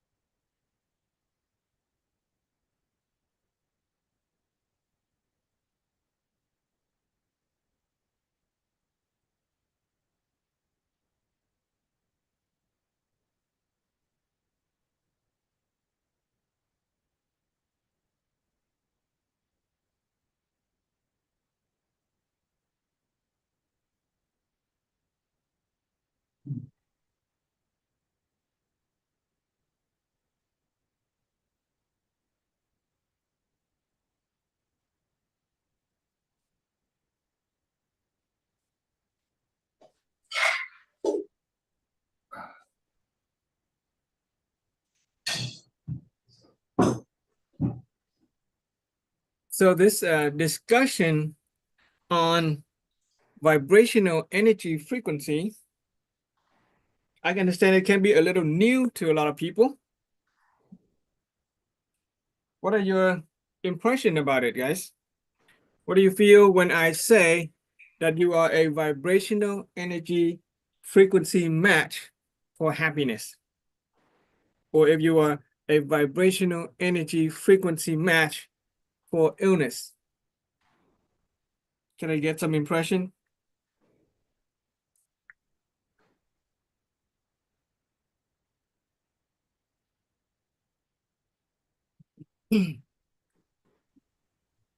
For illness, you'd be at a low frequency. Yeah, Happiness, you'd be at a high frequency. yeah. And yesterday, this is a scientific approach to it. Yesterday, We also use the scientific approach when we talk about the root cause formula. Right? In the root cause formula, we all agree that the root cause of life begins with me, and that my choice bring about the outcome in life. And those choices are a compatibility with who I am. Now with this understanding, right, so yesterday, there's this part right here. The choices are compatible. Compatibility. Our choices are compatible. When I ask a participant 3 times, chocolate or vanilla, chocolate or vanilla, chocolate or vanilla, and 3 times he chose chocolate. He could have chose vanilla, but he chose chocolate 3 out of 3. Because at that moment, he liked it. He liked chocolate. It is also can be said that he is a vibrational energy frequency match with chocolate ice cream. So in this context, you can say that at that moment of choosing, we are a vibrational match or an energy match for the choice. And therefore, we don't really need to blame ourselves for anything. Right? We don't need to blame ourselves because we are simply a match for it. Okay? And now with a deeper understanding of low energy, high energy, ultra high frequency, it opens more choices, better choices. Whereas before we knew what we know now, it seemed almost kind of like fate. It seemed almost as if there is no choice. We are a vibrational match for it, and therefore we chose it. And that's fine. We don't need to blame ourselves for it. But it also feels like we didn't really make a choice. We are a vibrational match for chocolate, so we just chose chocolate. So there's really no choice. One way to help us not blame ourselves is to realize that we didn't really have a choice. We are simply a vibrational energy frequency match for it. So we can take responsibility for it, but we don't have to blame ourselves for it because we didn't really have a choice in the first place. That is, without having meditation, without having this knowledge. But now that our awareness and perception have expanded to include choices that are related to whole high, low, high, or ultra high frequency, then we can make better choices, more optimal choices, choices that lead to high and ultra high state of being, positive and balanced state of being, as opposed to just random. Right? Before we understand, we just random. Whatever choice that we made, it's just almost random. It seems almost random, okay? But now we can consciously take ownership of our choices and choose high and ultra high. We can choose balance positive. We can choose to help other people so that we can accumulate better energy of good fortune so that we can experience life better. Before we have this opening of new choices, it feels as almost it's fate. We just happen to be a vibrational match for it. We don't need to blame for it ourselves for it because we didn't have a choice. But now we do. We're still a vibrational energy match for our choice, but we now have a choice to shift and change and improve our chances because we have a greater understanding, a deeper awareness about vibrational energy frequency. Do you guys get that? It opens up more possibility of choosing. We're still subjected to the law. We're still subjected to the principle. It is a principle of the operating conscious the mind. Ultimately, the choice that we make, whatever choice that we make now, is still subjected to this principle, this law of cause and effect. We cannot make a better choice than that which we are compatible with. Whatever choice we make at this moment, it's still compatible with who we are. So if we're still negative, we're making best effort, chances are that best effort is still probably going to be negative. And it's okay. But it opens new possibility that we can continue to cultivate. We cultivate, we practice, we help other people improve their energy, and thereby we earn positive energy. And through time, through practice, through repetition, every iteration of this practice, our energy level will improve, and then our choices will improve. And even then, we will have no choice because that is a vibrational match for who we are. You get it? Free will, yet still obeying the law of causality. Free will is not completely random.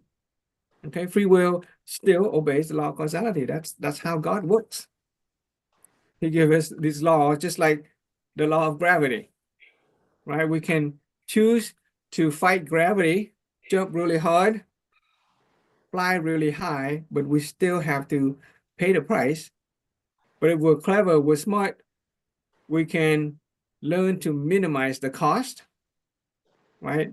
Engineers can build glider plane that costs no energy to glide. Big wings instead of big engine. Big engine, a lot of cost, a lot of fuel, a lot of consumption. We still fight gravity when we try to fly, but the engineer who built a glider with big wing just invested in the wing and don't have to spend too much energy flying, soaring the sky. Same thing with that's the law of gravity. We understand the law of gravity. We're still subjected to it, but we understand it and we can take ownership of it and use it to our advantage. Understanding the law, use it to our advantage. We can soar in the sky very simply with ease, or we can build a big engine and invest a lot of energy and money into going straight up. Same thing with the operating principle of the conscious mind. Same thing with the law of causality. We understand it, we operate it, then we can experience life with ease, as opposed to having to pay a great price in terms of effort, time, energy, health.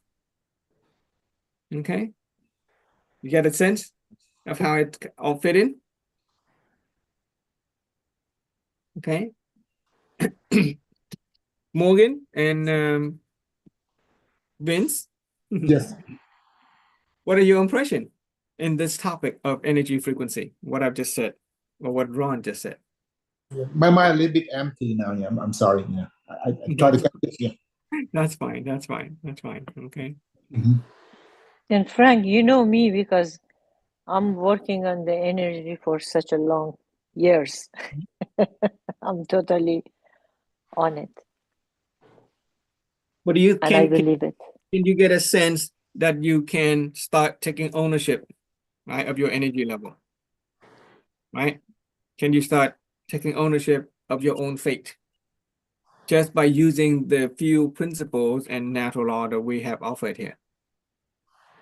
And you get the sense that we have begin to take back our own health, that we can determine our future from here just from these principles alone? My answer is yes. Okay. Okay. Good. Nobody's complete, but no, I'm working on it. It's not gonna be this one is not gonna be a magic as long as you find out. It take years. It depends of the person. Some person, just figure out and it's gonna magic, happen, or I don't know, 1 week, which is not make sense to me. But you need to practice on that one and grow in this field. It's not gonna happen tomorrow when you find out. In a few minutes, in a little bit later, still part of this module, I will explain why some people can get it overnight and some other people take longer. Okay. And the idea of nobody being perfect and we have to work really hard to become perfect, it will come at much, much later when we talk about integrity, the state of being whole, perfect, and complete. That we are created in the image of God, we are whole, perfect, and complete to begin with. Okay, we'll talk about that later. So it's not a long journey. Don't worry, it didn't have to take many years. The promise of this philosophy is at least 3 to 6 months for a typical person to experience transformation. Okay, to experience inner peace. A little longer than that, maybe 6 months to a year. If we stick with the program for about 3 years, then you will be a different person. Because from an energy standpoint, the human body replaces the cells every 98% of the cell every, I think, year or so. There's an amount of time. In 3 years, every cell of your body would actually be replaced by completely new cell. So as we study and we practice this philosophy each day, doing using the principle of mental activation, our new cell take on new energy every time we encounter with this philosophy. Every time we practice inner peace, every time we practice magnanimity, every time we pay gratitude to people and things, the cells that are constantly being divided in our body, the new ones take on new energy frequency. And after 3 years, they are going to be replacing every old cell. And so all the new cell will essentially be a new body. A human body actually pretty much a new body every 3 years. If we do nothing, then our body is going to be the same energy frequency 3 years from now. But if we apply ourselves with this philosophy, we open our mind, we practice inner peace, then in 3 years, our body will vibrate at a high and ultra high energy frequency, and we will be a different body. We'll be a different person. Our inner being will be different. You can see that from people in this Zoom, right? Mr. Ron, Jihua, they see it in me, right? You see my transformation. And it wasn't very long. I started about a year and a half, 2 years ago. Okay, it is into my, I think, the second and the end of my second year. And then some people do take a little longer, and we'll explain a little about that in a bit. Okay, but first let's talk about time. We already talked about space, so let's talk about time. But Frank, I see your transformation. I can see mine too. There you go. But do you want more, or you think this is enough? That's a good question. It's both enough, and I want more. Mhm. I am, like the Bible said, created in the image of God, which is whole, perfect, and complete. And that is enough. At any moment in time, I can activate the energy of serenity and be at peace with who I am. Mhm. At the same time, I'm a human being. I have these human nature, 16 human nature. I have desire and imagination. I have a desire and imagination for more money. True. I have desire and imagination for a better body. I have a desire and imagination for swimming 10 kilometers in the ocean, running a marathon. I have desire and imagination about helping other people to pass on this knowledge. And so I will continue to cultivate and become more whole, more perfect, and more complete. Yeah. Do you get that? Yeah. On one point, we're already perfect. Don't worry about it. Mhm. But we can always put that down for a moment and initiate a desire. And then in another moment, we can drop that down and initiate inner peace. Pick it up, let it go. Pick it up, let it go. Pick it up, let it go. When appropriate.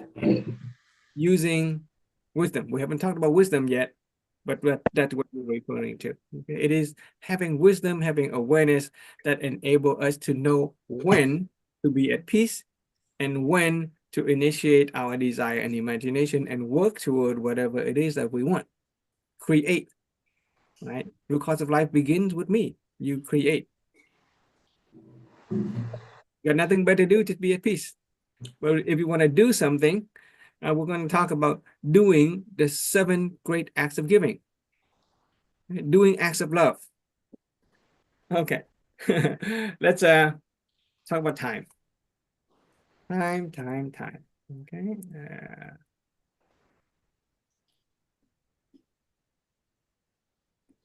Time. Let's see. Okay. Still on the idea of energy, vibrational energy frequency. So time. Let's use a pen that we do nice and black this time. Time. Okay.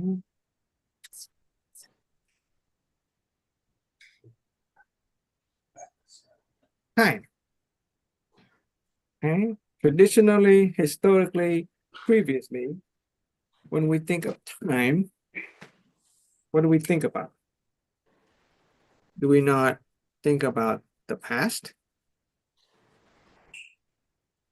the present, and the future? Right, this is typical perspective, typical awareness that most of us have growing up.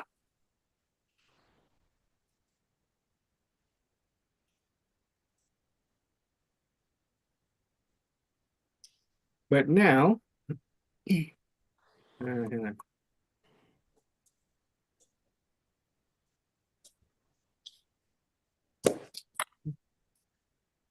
Now, with the idea of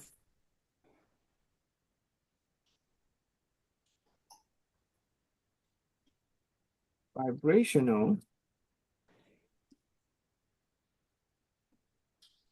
energy frequency, we understand the difference in terms of life experience with respect to low frequency, high frequency, ultra high frequency, etc. Okay.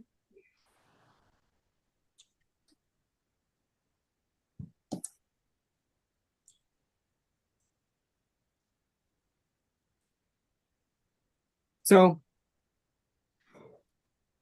in terms of the past, the present, and the future, the past is nothing more than an experience of time that has already gone by.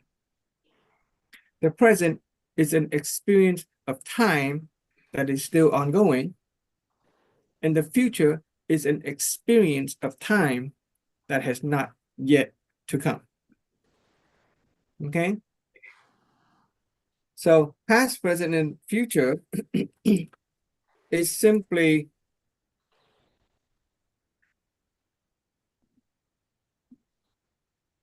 experienced in the past. Experiencing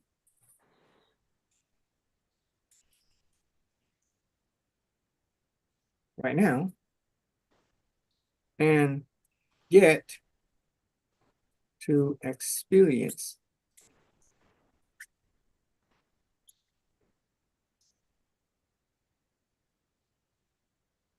Okay? So past, present, and future is nothing more than time that have been experienced, time that is experiencing now, and time that is yet to experience. And they are also subjected to the law of vibrational energy frequency, especially with respect to the human experience.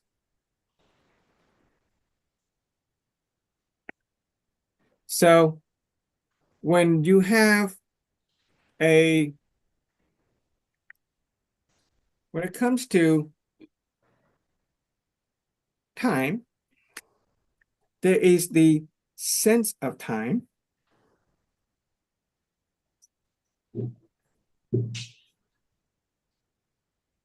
And there is the value that you get out of time. When it comes to the sense of time, if our vibrational energy frequency, I'm going to say VEF, is high, and then there is VEF low.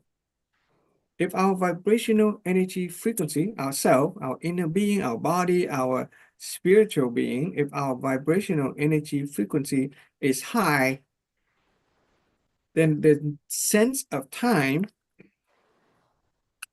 is fast.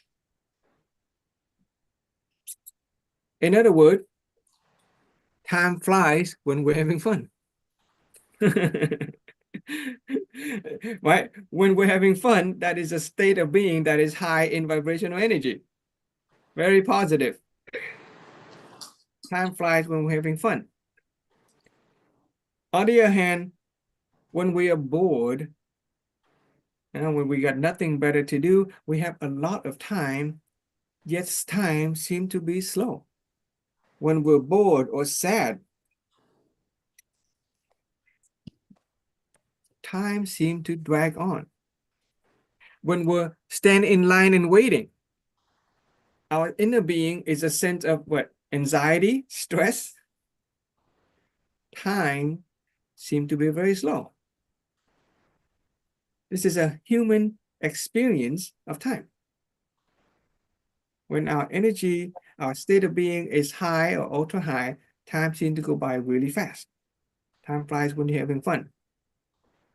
A frog would say time's fun when you're having flies. Do you notice that in this sharing, we started at 2 p.m. yesterday? 2 p.m. yesterday. I don't know how many hours. It's been like, what, 16 hours or something? Okay. And you get the sense that time flies pretty fast because we have raised each other's vibrational energy frequency. We're at peace. Serenity is an ultra high vibrational energy frequency associated with our true selves. You're listening, so you're not really thinking much. You're not using the, not a lot of the human nature, even though there is some human nature involved. A lot of you is actually just doing the hearing and the feeling. You're actually staying within your true nature. You are experiencing inner peace, very high. And some of us is now experiencing positive emotion like hope. Maybe through this teaching, there is hope for me that I can become more healthy. I can be happier. Those are positive energy frequency. And so the time that we spent in this Zoom after 16 hours seemed to have gone right by. I can barely remember taking that 4-hour break. I get the benefit more from this than you do. I'm very grateful for your presence because you're giving me more the benefit than I'm giving you. My sense of time flies just right by. On the other hand, when we're waiting for our first date to show up, anxiousness, anxiety, stress, or when we're bored, even though we have a lot of time in our hand, the day seems to drag by. Or we feel a lot of pressure from the boss. We wanted to go home. It's Friday night, we want to go home, but no, you don't get to go home. You gotta get the work done.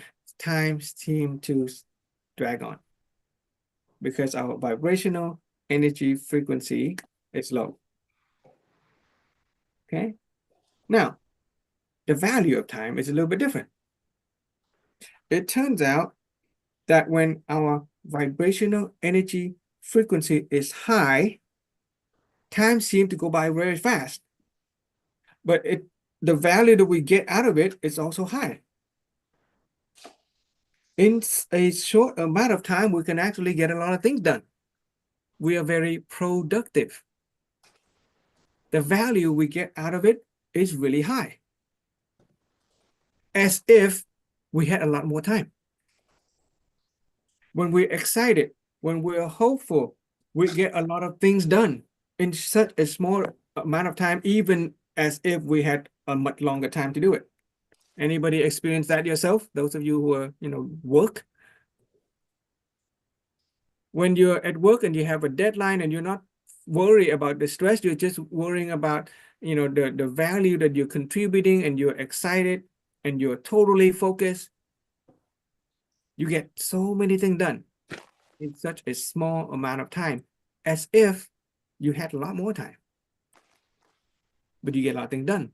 The amount of value that we get out of it, the value that we create for other people is very, very high when our vibrational energy frequency is high. This is a difference between productive people and non-productive people and unproductive people. Productive people get the same amount of hours in a day. They show up to an 8-hour work, but the productive people get more things done. Why? Because their inner being is positive. They are optimistic. They are hopeful. They are grateful. They are generous with other people. They honor their time. They respect. They are grateful for being there.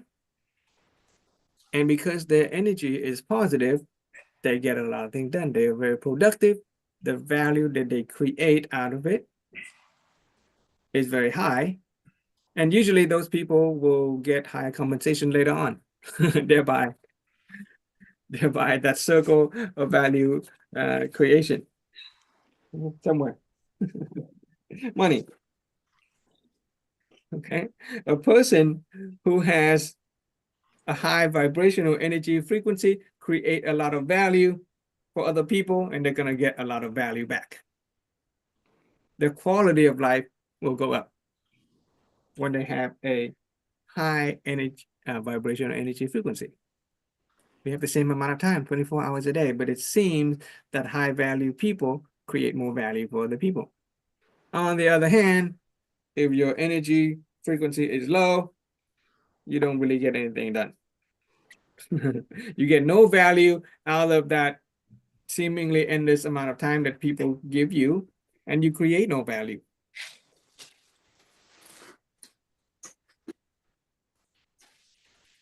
When I was depressed,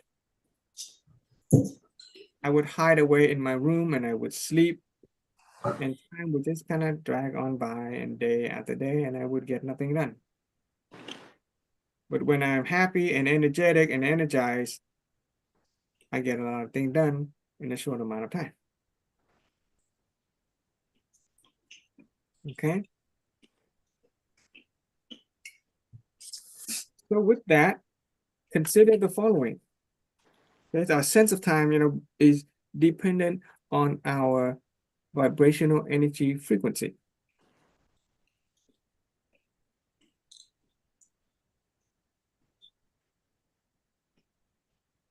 Consider the following picture.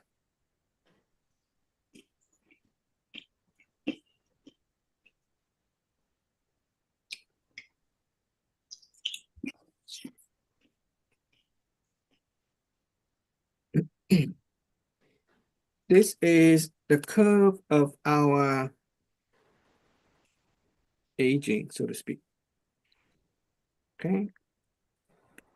When we are first, this part of our life is, this is birth. This is growth.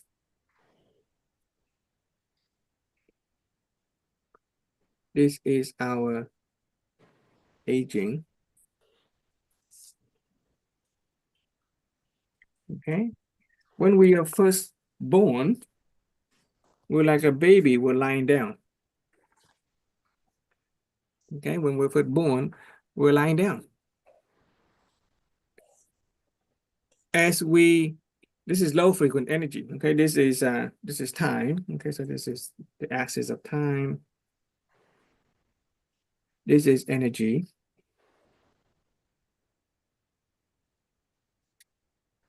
When we're first born, we actually don't have that much energy. We're like a baby, we're lying down. Newborns are lying down. As we grow, we start to stand up, okay?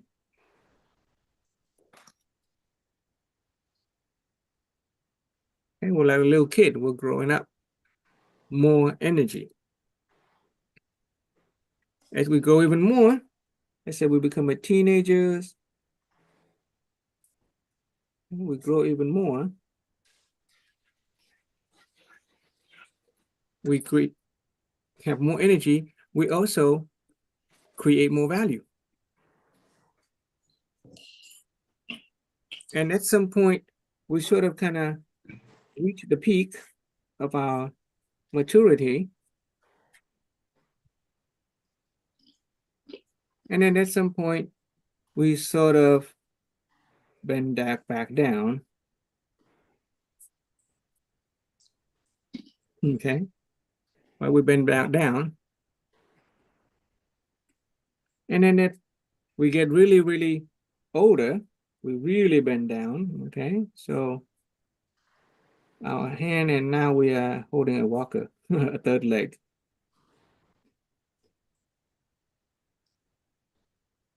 And finally, we lie down again for the last time. It is a process of growth and aging. As we grow, we get more energy, more energy, more energy. We create more value, and more value. And as we get older, at some point we, let's say, retire, we create less value. And at some point we gain no value and we don't create values anymore. That is the traditional way of understanding aging. Okay.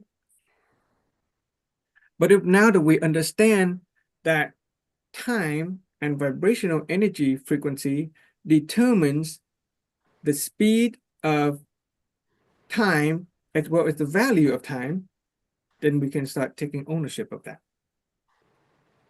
Instead of allowing this typical curve of growth, peak, aging, decline, we can shift this curve by making use of the operating principle of the conscious mind, by making use of the energy vibration. So instead of this curve,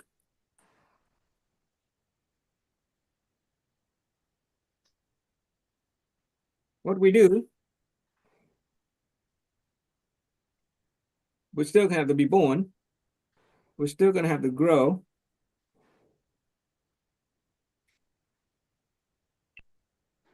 and when we reach a peak,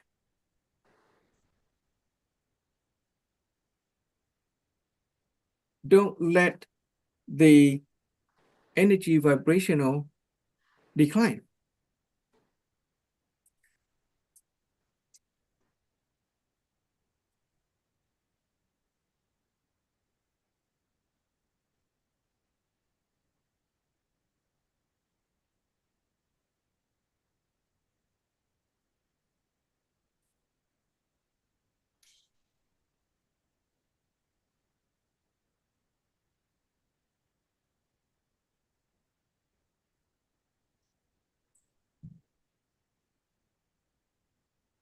Now that we understand time as a vibrational energy,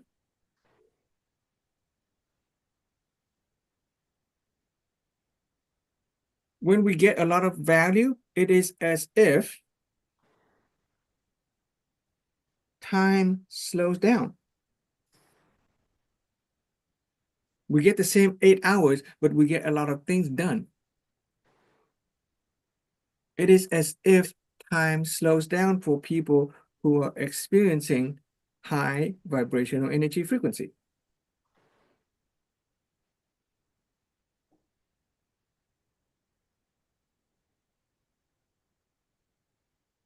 Okay, science had already proven this. An object that is moving at super fast speed, its time slows down. Its value is very high. Its productive value is very high because it covers a lot of distance. Okay, from a scientific perspective, an object that is traveling at super high speed covers a lot of distance, get it? High value, cover a lot of distance, and its time actually slows down. The fastest object in the universe is a light particle. A particle traveling at the speed of light has a super high value. It can travel 30 million kilometers per second. And its time stops. The light particle does not experience the passage of time. A light particle does not get old. As if the light particle has an infinite amount of time to travel the universe. Same with an electron. And that is why the light particle can travel from one corner to another end of the universe and experience no loss of time. It can travel a great amount of distance, great value, create a value, experience a lot of value at no expense of time. A rock, for instance, on the other hand, is a low energy frequency, very physical, very material stuff, physical stuff, low energy frequency. Take a long time to travel across space, covers very small distance, and it would disintegrate before its time runs out, before the universe time runs out. Understanding this is a powerful tool for longevity. So instead of aging, which is the natural process before we understand anything, what we got to do is maintain high energy frequency within our being, right? High energy frequency being, we can create a lot of value for other people, and our time slows down. We live longer. Just ask the people who live past 100. What do they all have in common? Inner peace, serenity, magnanimity, honoring, gratitude.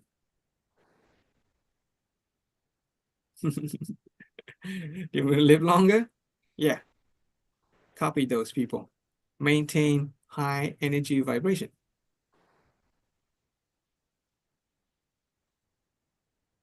The Bible promises that we can live forever. You can take that in a little term. Okay. Those, what does Jesus say? If you know me or something like that, you will never die. You eat normal food, you will die. But you eat the food of Jesus Christ, you will never die. And what did Jesus Christ said? The truth, you will know the truth, and the truth will set you free. You can live forever. In the Bible, it says Adam and Eve lived to be 900 years old until they got kicked out of Eden and then they died of natural causes.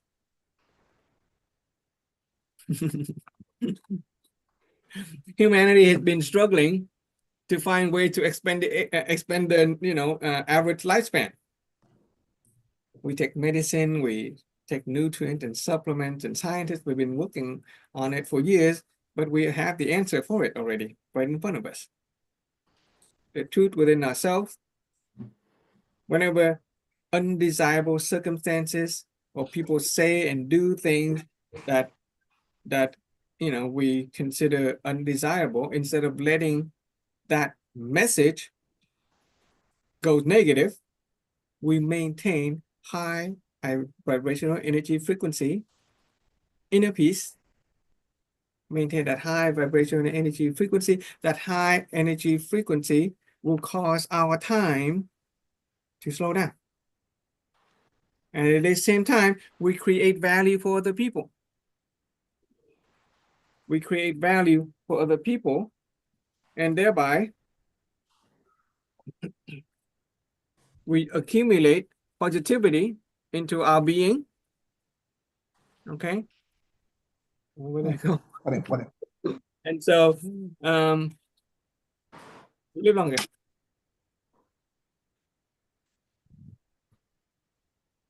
People who commit atrocity, murders, their lifetime is generally not very high. Not only do they experience illnesses, but other people want to kill them. That is the price you pay for committing evils. Okay, but in the operating principle of the conscious mind, when we perform good deed for other people, our energy vibration is high. We accumulate good fortune into our good fortune account. Our time slows down. The value that we create other people goes up. We live longer. That's why people honor those who live long and contribute value to the world. Right? The Oscar have Lifetime Achievement Award given to people who have achieved a lot, created a lot of contribution to the world. Kind of fun, huh? There's a promise of eternal life in this teaching. I have a funny story related to time, high and low frequency. When I was out in camp working, our company, the company we're contracted for, said if we get a certain amount of production in the day, they would take everybody out for dinner. So everybody produced very hard that day. They went by very fast, and we got the production they wanted, and they took us out for dinner. But the next day, everybody came to work. They were so tired from producing so hard the day before, time went very slow. And everybody, they couldn't wait for the day to be over. And yeah, it was kind of relates to this as far as I see. That's a wonderful story, Ron. It is because they operated in the realm of the human nature and they did not discover the true nature. When you operate within the human nature, yes, you can go very positive. And as we said earlier, the human nature, very positive, is easy to swing negative. So during the phase of high positivity, yeah, the time goes by really fast, but you get very productive, but it's easy for you to swing backward. Had they understood the true nature, the serenity, which is actually ultra high, then they can still be very productive and maintain that energy of serenity, that inner peace, that's clarity, and then they go sleep. When they go to sleep and the body reaches a state of serenity, all the cells in the body will achieve a state of balance as well. All the cell membrane, the positive and negative charges, electromagnetic charges around all the cells will be balanced. And thereby all the fluid exchange, all the chemical exchange, all the nutrient exchange, all the detoxification would be optimized. And then they would be a lot more rested. That is how our master, Master Tuan, seemed to be able to work 20 hours a day, every day for 10 years. But when we talked to him, he said, I don't work. We think he worked, but he doesn't work. When he's sitting down and talking in Zoom, he's actually taking care of his health. He's taking care of his social health. He's expanding and raising his own energy level, the inner peace level. He's always at peace and he's creating value, so it deposit credit into his good fortune and merit account.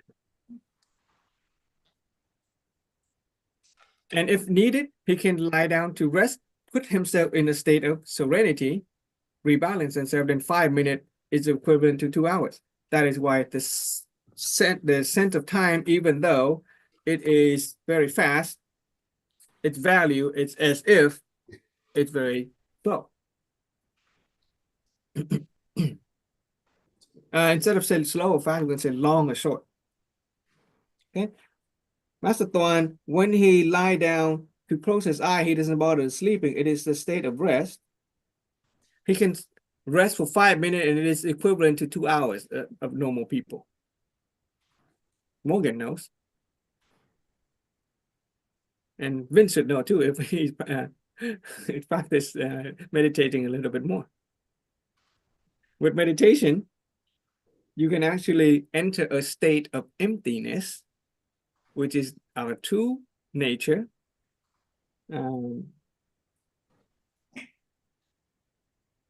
Okay, and people can meditate instead of sleep. They can actually replace sleep.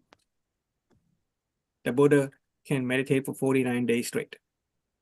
There are people who are known to be able to meditate for years without sleeping, because they can put their body in a state of emptiness and balance, that the body will replenish itself and regenerate itself.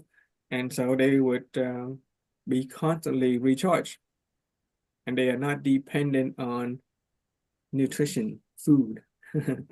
They operated on high energy frequency, spiritual energy.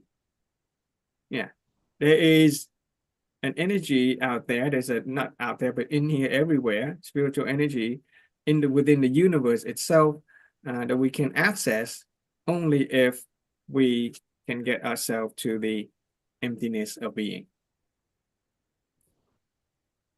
Okay. Yeah, great story. Great story about high energy, low energy, values of time. Okay. Okay. What about any of those other people in the Zoom right now? What are your impression in this discussion about time? What did you get out of it? Mental activation.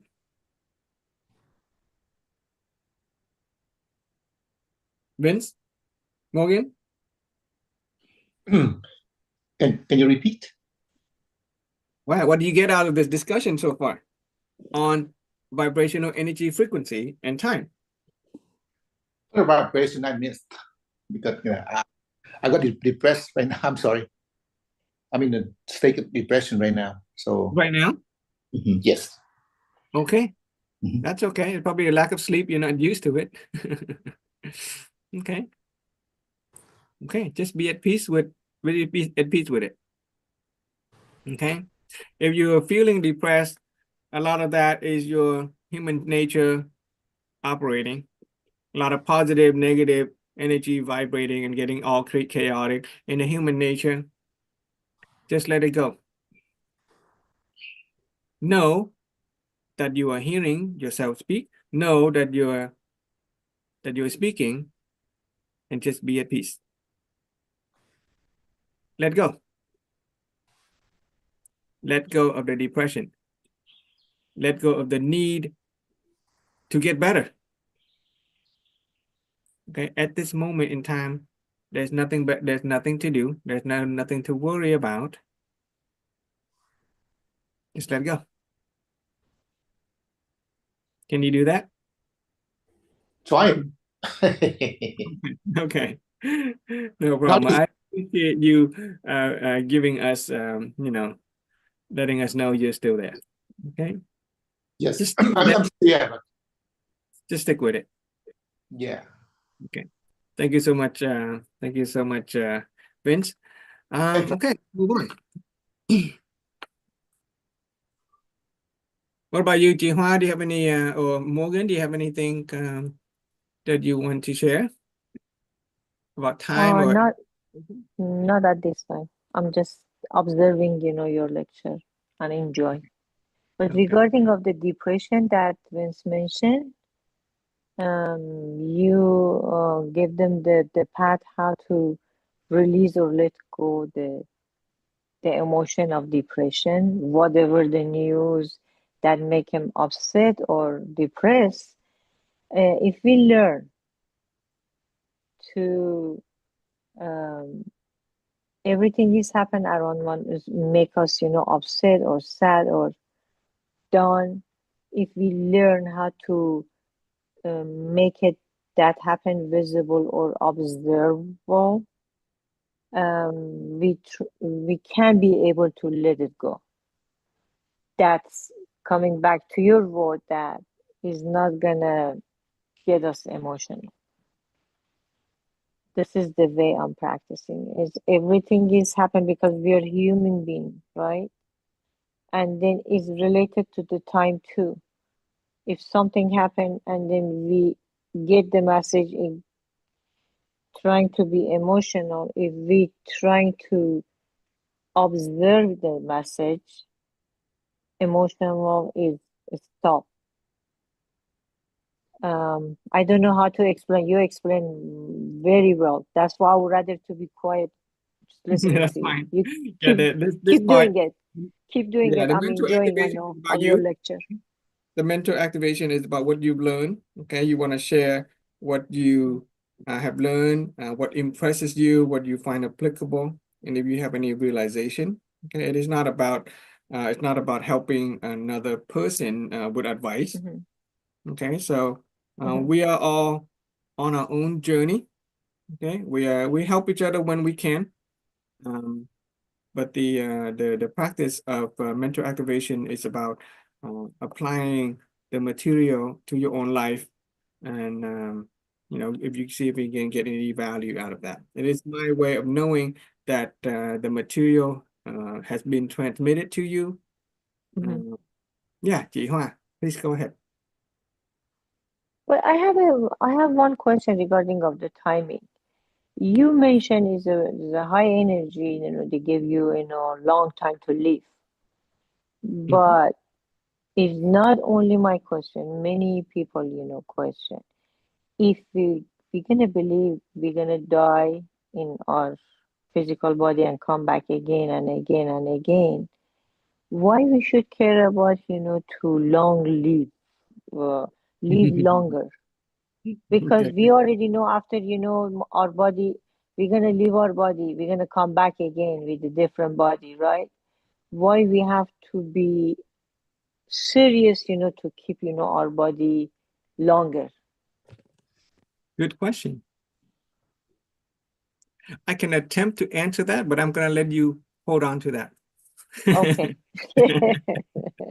I'm gonna find out. I think it will be to your benefit to keep on inquiring that. Okay. It is the direction of your inquiry that will give you the kind of realization that you want. That is, and that's a good, I think that is a good direction of inquiry. Keep on asking. Okay. I have my own answer, but I think it's, I'll let you ponder it. Because that has a lot more discussion. Well, we may get into it. Your question may be answered with what's coming next. Okay. Okay. Sorry, before that, just a real quick one about time, because we have some business people in the room, and I want to share some ideas on the vibrational energy of time. There's a formula with respect to productivity and time. Okay. It is a formula called A to the n power. Okay, in math, here A equal people. Oops. P-E-O, people. N, time.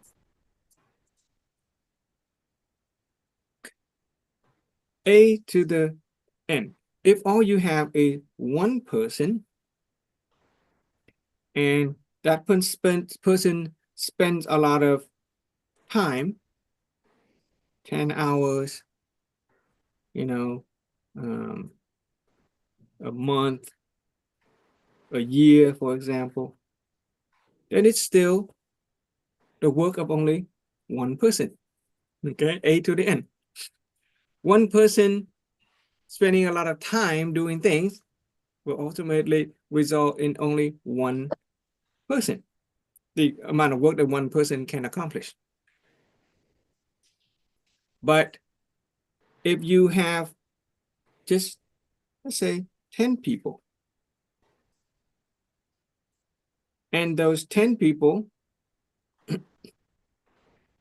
only need to work 10 hours,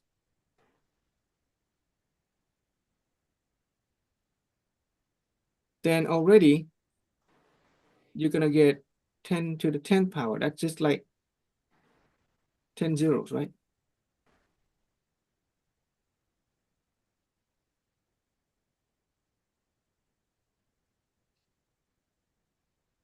And if you have, let's say, 10,000 people, and 10,000 people work to the nth power, then you have nearly infinite.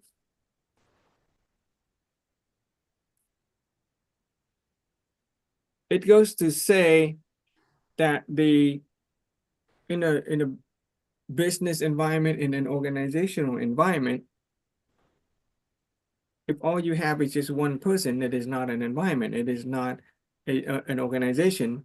And so the amount of work that you get done is very little, even if you have an infinite amount of time. But if you have a bunch of people working together with the same energy vibration, with the same goal in mind, same language of speaking, then in a very short amount of time, you can get a lot of things done, a lot of value. That's it. Okay. The idea of time, okay? Even if we're a very high vibrational energy being, and all we have is just ourselves, if this is infinite, okay, even if we have an infinite of time, then the end result is just the work of one person. But if we have a team working together, common goal, common vision, then even in a short amount of time, we can get a lot of things done. Even if they don't have very high energy vibration. Just a little comment on teamwork. Because I saw that in the slide. I didn't actually study very detailed, but okay, next part. So Frank, can I say something? Yeah. Can you? Okay. So I always curious, and also there one time one of the teacher was sharing about diplomats, they for the embassies, those people represent the countries and go to meetings all over the world. Oh, okay. And when they get there, they rest just a little bit. This is concerning about time. And they go up there and they do the speech and like they just are in their own country. Yeah. So how do they do it? And I was just it's just amazing, you know, how they have this perception of time. Yeah, they are not dependent on the clock that we use. They have an internal clock, and they can reset the internal clock every time they have a need to lie down and rest. We depend on the wall clock. When it's the time we have to sleep, and if we can't sleep, our inner being, our human nature goes negative. Our judgment, our desire to sleep on time is not met. So we go displeasure. Okay, our pride is hurt. Okay, our judgment and all that stuff. We go our need for rest, right? Rest and sleep is part of our human needs. And the moment that we don't get our set of rest satisfied, our desire and imagination for rest satisfied, we go negative. And when we go negative, you know, the next day after that sleep is pretty bad. But those people, they don't depend on this, you know, the clock on the wall. They have their own sense of time. To them, lying down for 5 minutes is enough. They get the rest. They get to the state of energy being. of course, you have to realize, and we're going to talk about next, people like diplomats, high position in society, rich people, powerful people, world leaders, those are the people who carry with them the energy of good fortune. To be able to be born in an environment where you have access to money and power, being diplomat, that's powerful situation. It is they already carry with them the energy of good fortune. They already have high energy vibration within them. That is how they can attract money and power. So it is more simple for those people to experience the passage of time in a more favorable way than commoners like us. Got it. Appreciate that. Yeah, yeah. The opposite end of the spectrum is somebody who carry a lot of bad energy in them. They are born into poverty. They are born into family that have to work days and night and don't seem to have enough time for family, for self-improvement, then they get stuck in that cycle of negative, low energy. And so no matter how much time they have to sleep, it never seems to be enough, right? They experience depression, they experience anxiety and all of that because their energy state is negative because they have bad fortune. Now we're going to explain, a little bit more why we have good fortune or bad fortune. Okay. So we're going to work on a principle called the operating principle of the subconscious mind. Okay, previously it was the operating principle of the conscious mind. Now it is the operating principle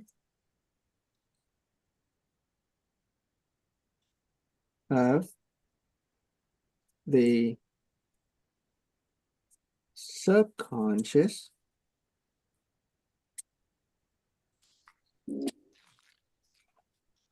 mind.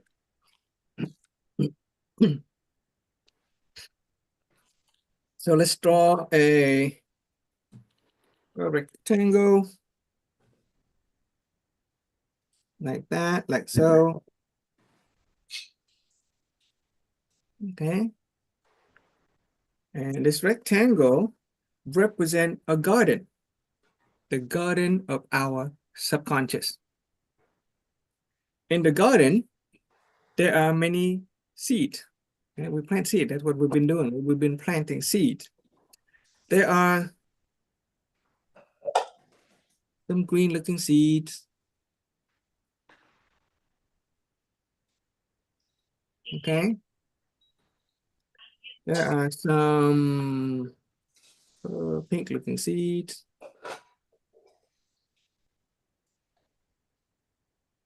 There are some, let's use red, some red looking seeds. This is a garden of our subconscious mind. The green seed represent knowledge. The seed of knowledge. Okay. The pink seed represent affinity with other people. And the red seed represent those seeds that have already bore fruit, which are the outcome in life. So we have the seed of knowledge, the seed of affinity, and the seed that have already bore fruit. And this is the garden of our subconscious mind. The garden of the subconscious mind has a gardener. Okay, has a gardener. this gardener happened to have the name Will. You can call him Mr. Will. Mr. Will, come and water my garden.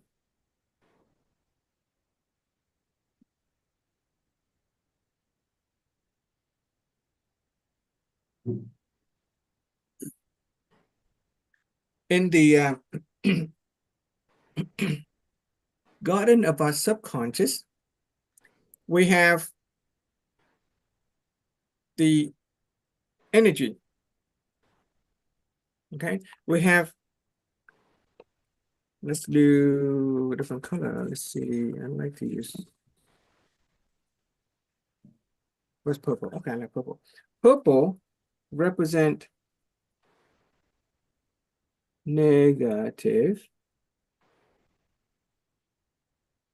Okay, let's use red, represent positive energy. And balanced energy is represented by yellow.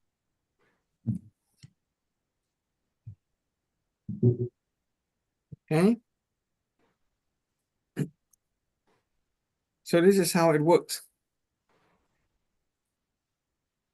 There is a process of cultivation. Yeah.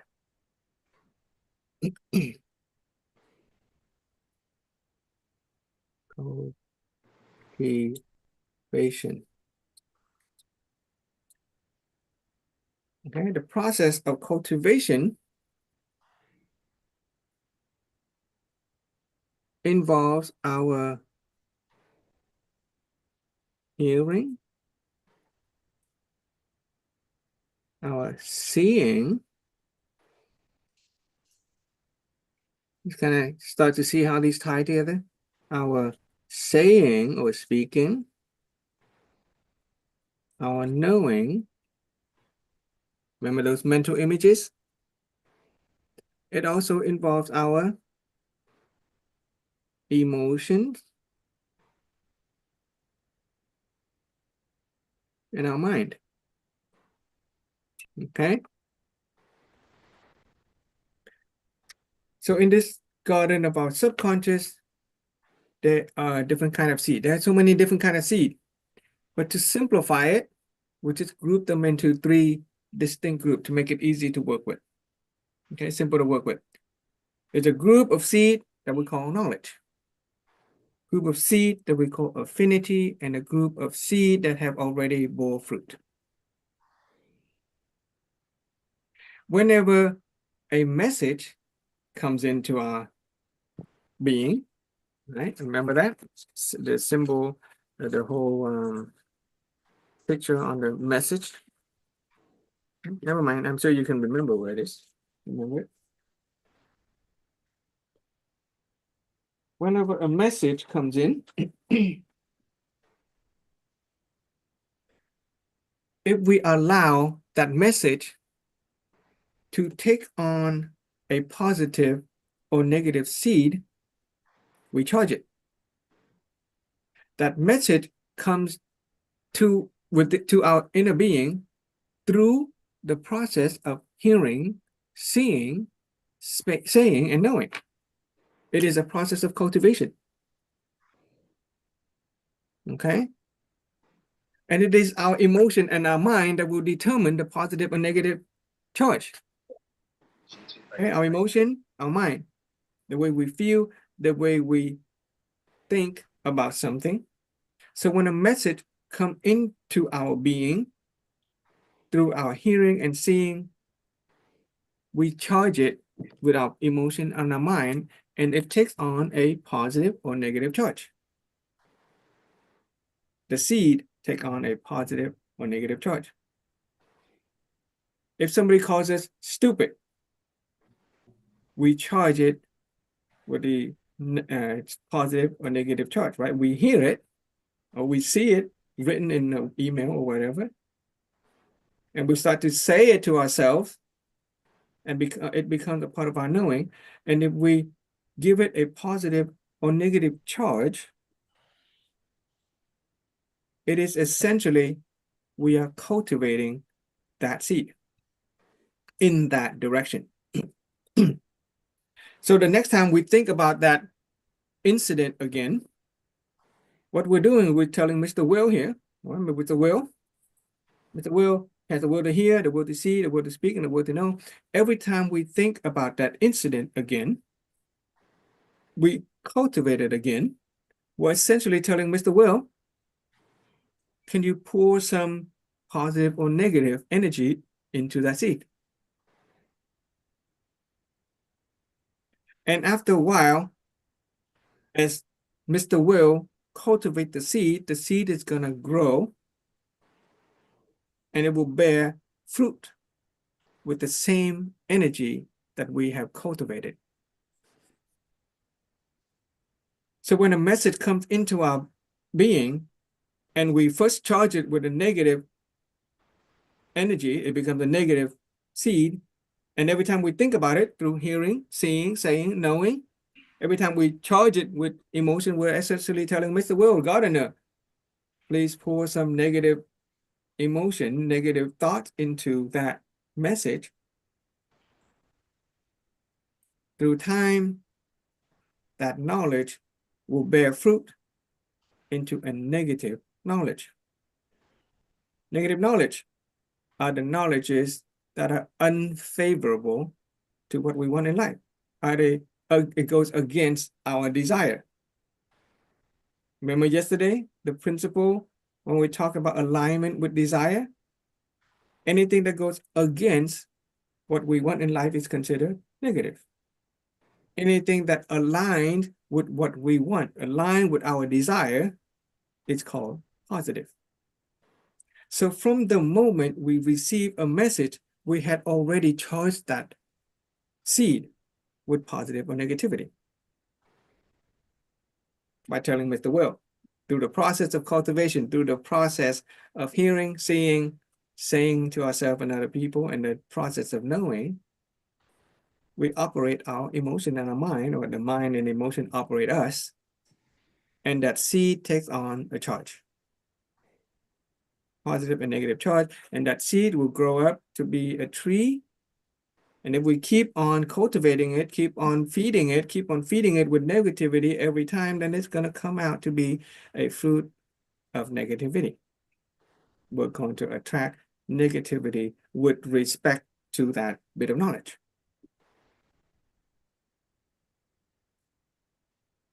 Right? When we come into contact with a person, okay, let's say our children, and we plant, let's say our children does something, let's say our children, I don't know, take the money from our purse. Okay, the act is the child taking the money from our purse. That is the message. But when we take that message and we charge that knowledge, it is a seed of knowledge, okay? We charge that seed of knowledge in a, let's say, negative way. We think of our child as a thief. The next time we think about a child, we think of this kid as untrustworthy. The next time we think about the child, we become angry. The next time we think about it, we go negative and negative and negative and negative. And eventually, it'll bear fruit. And as a parent, we're going to think of our child as somebody who is undesirable. It started with just one act, taking money from a person. Did somebody want to say something? Okay. On the other hand, let me mute him. I think he's talking to somebody. Okay. Vince, you can unmute when you want to say something, okay? So on the other hand, the child takes money from your purse. And instead of think of it negative, you choose to find some positive way to charge that seed. I don't know, maybe thinking, oh, my child is now mature enough to know how to use money. He is proactive in taking care of his own need. I just need to teach him how to be responsible and, and accurate with money counting. You charge that seed with a positive charge, and every time you think about that incident, you're basically telling Mr. Will, oh, Mr. Will, yeah, this kid, it's going to grow up to be a successful businessman because he understands the use of money so early in life. Every time we think about it positively, eventually, the mental images, root cause of life, will give rise to a belief system about that child. You're going to believe that child is going to be a successful business person, and you will introduce him to all the possibility it takes to manage money properly.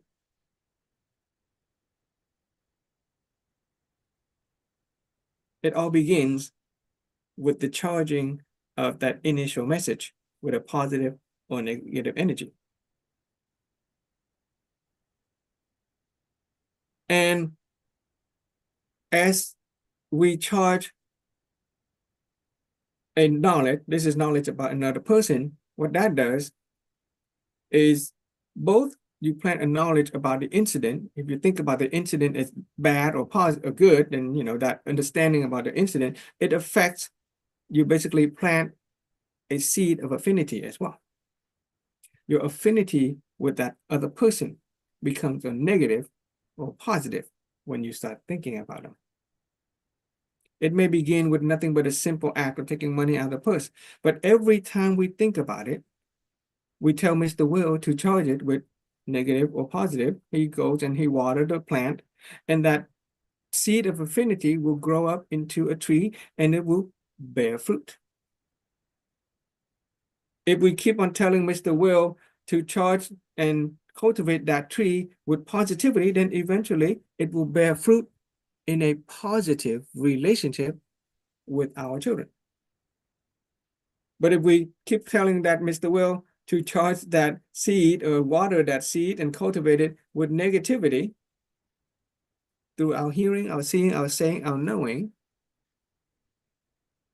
manipulated by our mind and our emotion, then it's going to be negative.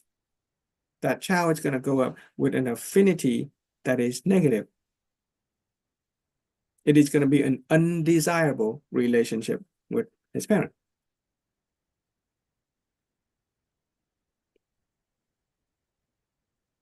And so now that's a simple explanation within the same parent, within the same lifetime.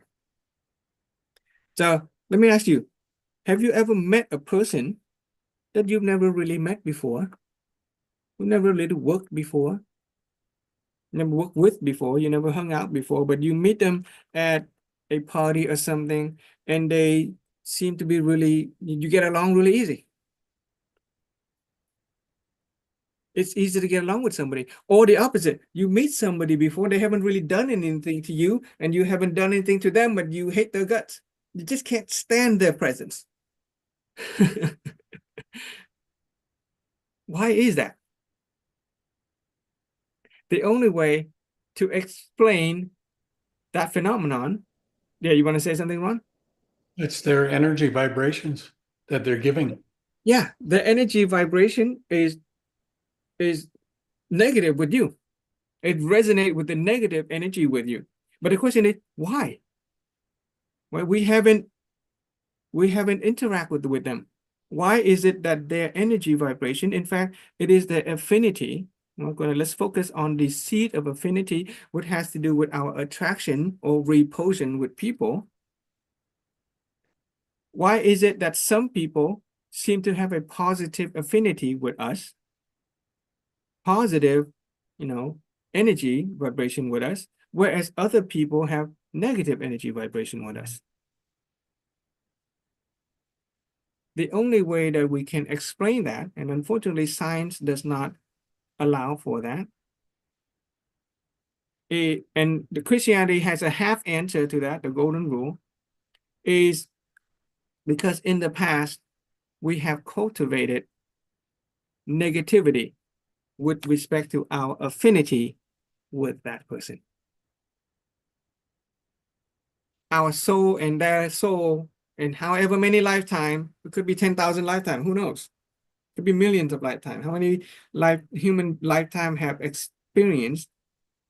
And in that process of uncountable lifetimes, we have cultivated negativity, negative affinity with that person. Maybe they did something bad to you, or you did something bad to them. So that first time we meet them in this lifetime, we wouldn't, even though we haven't done anything, it turns out we did, just in the past lifetime, and we don't understand it. And we What don't is the key? Yeah, go ahead. What is the key? What we can to do? If you meet so many people, is not vibration is negative to you, There are and it's some gonna people be who are not, against of you. so some people are not negative or positive, right? Mhm. Then they're just balanced. Okay? Because the seed that you plant, the affinity seed with them doesn't take on negative or positive. Or maybe you haven't met them before. Same with knowledge. The seed of knowledge, when we plant a seed of knowledge and we don't charge it with positive or negative due to our emotion, our mind, then that seed is not going to grow. It won't grow because it doesn't get cultivated. It gets no water from the Mr. Well. It just sits there. It's in our garden, but it never grows, so it never turns into a tree, and it will not bear any kind of fruit. It is only through the process of cultivation, which is charging it with positive or negative energy, that the seed will grow into a tree and start to bear positive or negative fruit. Same with the seed of affinity. When we interact with other people and we cause them to go negative, cause them to suffer, cause them to experience pain, then our affinity with them is going to be negative. Over time, if we keep on repeating it, then our affinity with them will be negative. We carry that energy with us to the next lifetime. Our body will disintegrate, but that energy moves on. And so when we go back to another lifetime and we meet them again, we may not do anything with them in that new lifetime, but we have that negative energy with them. And so we kind of butt head. And vice versa. Sometimes you meet somebody and you fall in love at first sight. I am fortunate to be in that situation. Right? My wife and I, we have a very positive affinity. We only dated a short amount of time. And we feel that we are right for each other. Okay, struck by lightning. And it is not the same, it is not the sort of the teenage hormonal thing. There's a deeper spiritual connection, and we just seem that we are a vibrational match. Because maybe, we don't know that, maybe in a past lifetime, we had a positive affinity. I don't know if it's a romantic relationship or any working relationship, but it is possible. We're just opening it for the possibility of past lifetime. And we allow for that possibility because there are no other good explanation out there. If there are, we would, consider it.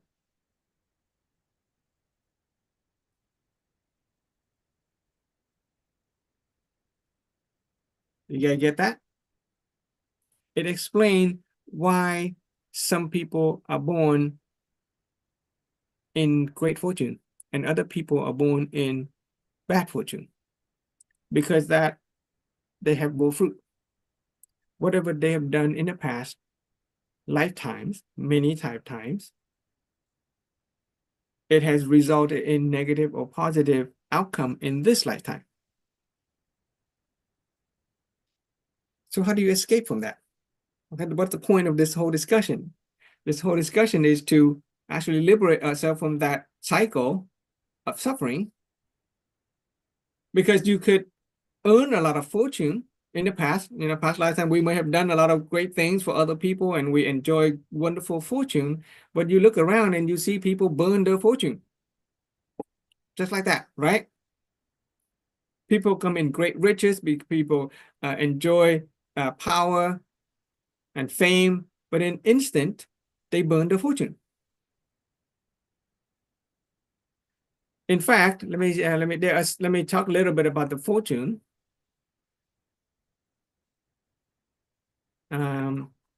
Let's see.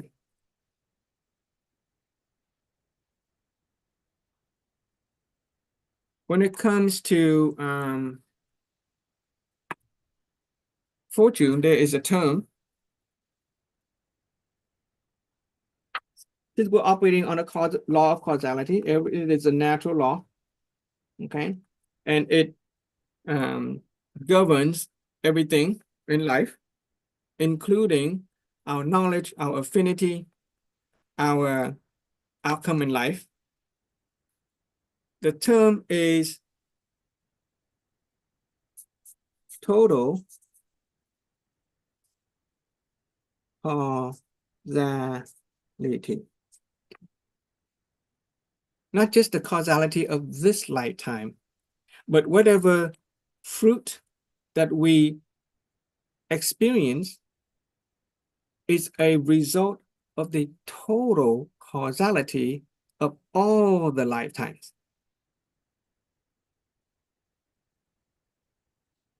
If all the past lifetime we have accumulated a lot of positivity, then our total causality is going to be positive.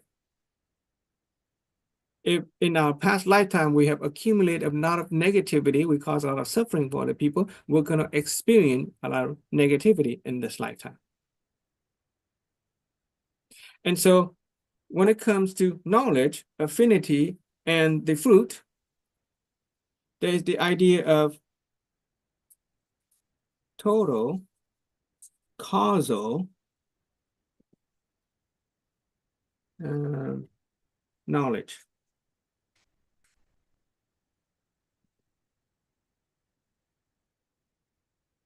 The idea of total causal affinity. And the idea of total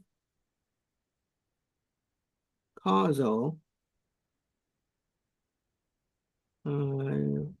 fruit, or say outcome.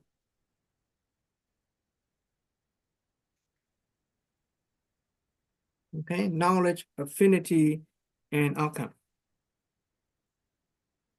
And at any moment in time, anywhere, our vibrational energy frequency is a direct total outcome, total causal outcome of all the causes in the past, of all the seed of knowledge, or the seed of affinity that have now bore fruit.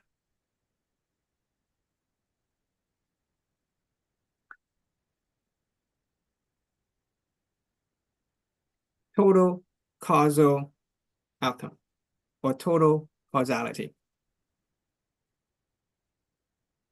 If you allow for the law of causality to operate, and if you allow for the explanation why some people experience outcome that seemingly to be out of nowhere. They didn't do anything. The child was born and he didn't do anything wrong. Why do they have some congenital defect?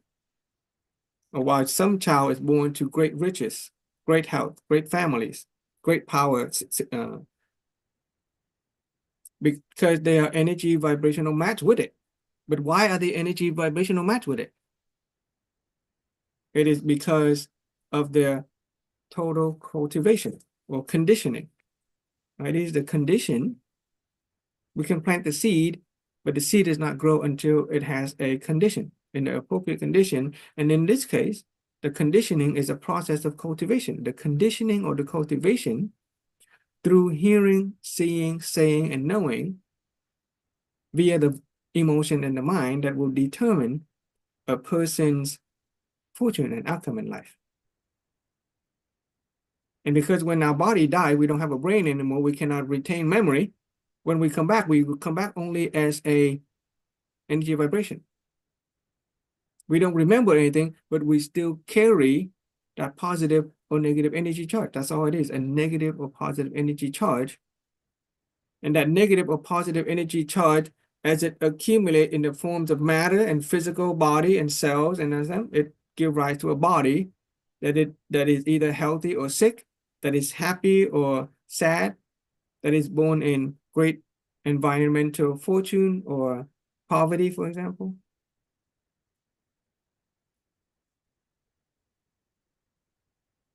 And it satisfies the Christian statement on Judgment Day, every hair on your head will be counted for. It is a statement on total causality. That which you sow, so shall you reap. It is a statement on total causality. And the Catholic half believes in it. They didn't just know they believe in it. With the Catholic, there is the idea of purgatory, right? Purgatory. You guys familiar with that, purgatory? Anybody here understand what purgatory is? It's not heaven or hell. Heaven is supposed to be the ultimate bliss that we always want to get to. Hell is the ultimate damnation and suffering that we do not want to get to. Okay, that is permanent.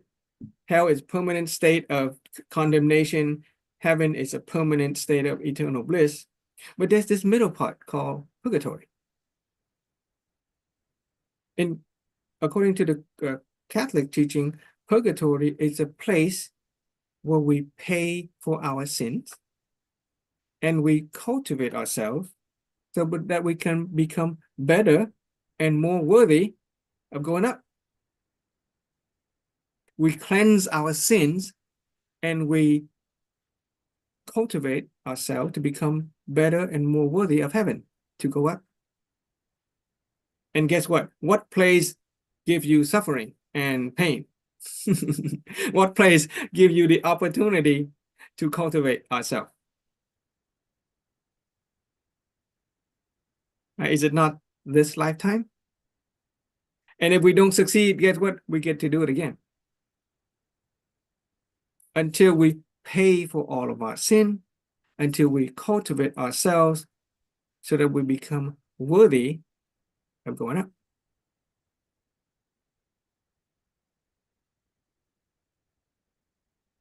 So how do we pay for all of our sin? In the Bible, there is a story of the two criminals that was crucified with Jesus. And when Jesus was crucified, there were two criminals. One criminal refused to accept responsibility for his total causal outcome. He refused the punishment. He challenged God. He said, if you're God and you can erase all the the sins of the world and you can save us too, why don't you get off the cross and save us? One criminal refused to accept the total outcome. The other criminal, on the other hand, the right-hand side of Jesus, said, whoa, you stop. You and I, we deserve this. We deserve this punishment.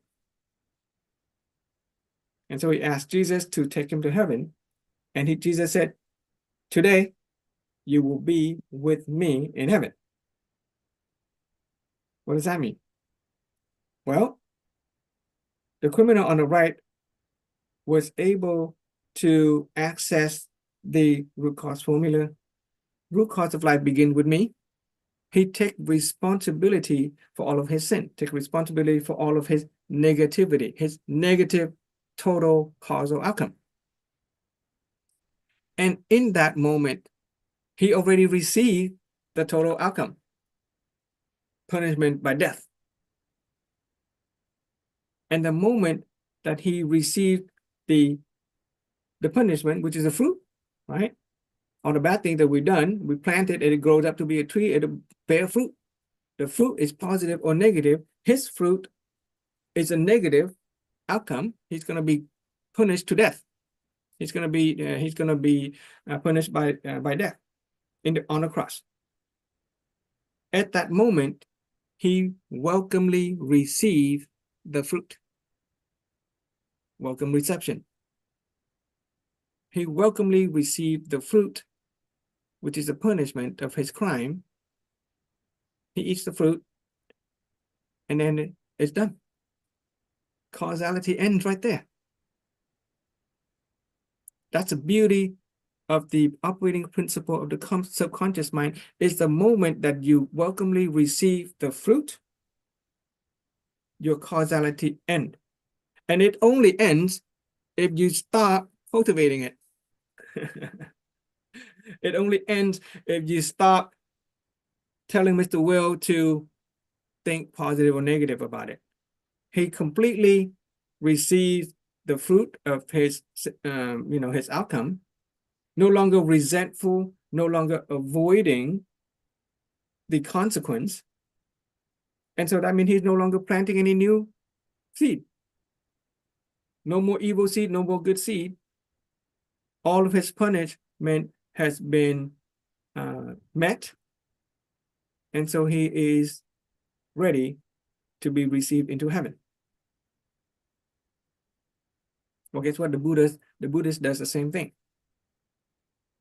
By operating the operating principle of the subconscious mind, one, you recognize, you learn to stop cultivating those seeds. Get to the truth of your being, get to the state of emptiness. And so whatever message that comes into our being, we don't charge it with a positive or negative seed. And because we don't charge it with positive or negative seed, it does not bear fruit. In the garden, there's still fruit that have been born as a consequence of past action. What do we do about that? We welcomely receive that too. Once all the seed have bore fruit and we have welcomely received all the fruit, even if it is undesirable, then your garden has nothing left. Once you eat the fruit, you don't continue to cultivate the tree anymore with positive or negative energy, then the tree not gonna have any more fruit. And when your garden, number one, you don't plant new seed, or you plant seed, but you don't charge it with a negative or positive, so there's no more tree. You've eaten all the fruit. Your garden is now empty. You experience ultimate release. In Buddhism, it's called nirvana. Christianity is heaven. Heaven is a state of being, eternal peace. But we can only achieve eternal peace when we stop charging the information or the message that comes into our being with positive or negativity. And when we learn to be at peace with the outcome that we already have. Total causal outcome. It could be negative fruit, it could be positive fruit. If it is a positive fruit, good fortune, good good fortune, good health, and all that stuff, and we enjoy it, it's fine if we enjoy it, but if we're attached to it, then we're still planting trees. Next lifetime, we will continue to enjoy good fortune, but we won't go up. We'll just be stuck in a very nice garden. And there are many people in this world experiencing life almost like the Garden of Eden. Right? Great fortune, great health, great relationship, dynasties of family who existed a very long time. They enjoy many great positivity because they have been cultivating positivity, but they won't go up. They just be in a nice garden from lifetime to lifetime to lifetime. If you want to go up, and there are different choices, we can cultivate positivity so that our next life will be better for our children, for our children's children. And at the same time, we need to learn how to clear the garden so that we can be free from it. And the only way to do that is to stop cultivating positive and negativity in our seed of knowledge and our seed of affinity. when there's nothing left in our total causality, then we are going to be free. That's why Jesus said, you will know the truth, and the truth will set you free. And the truth is very simple. We know that we are always already hearing, always already seeing.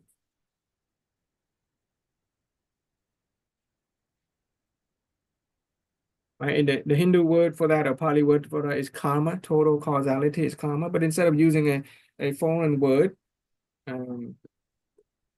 just going to use total causality, total causal knowledge, total causal affinity, and total causal outcome or the fruit.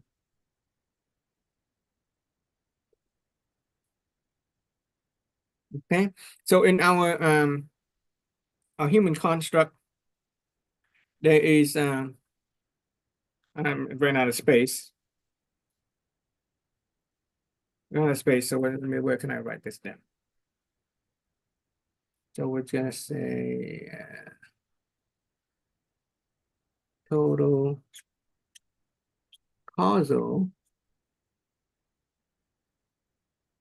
causality, okay, which include knowledge,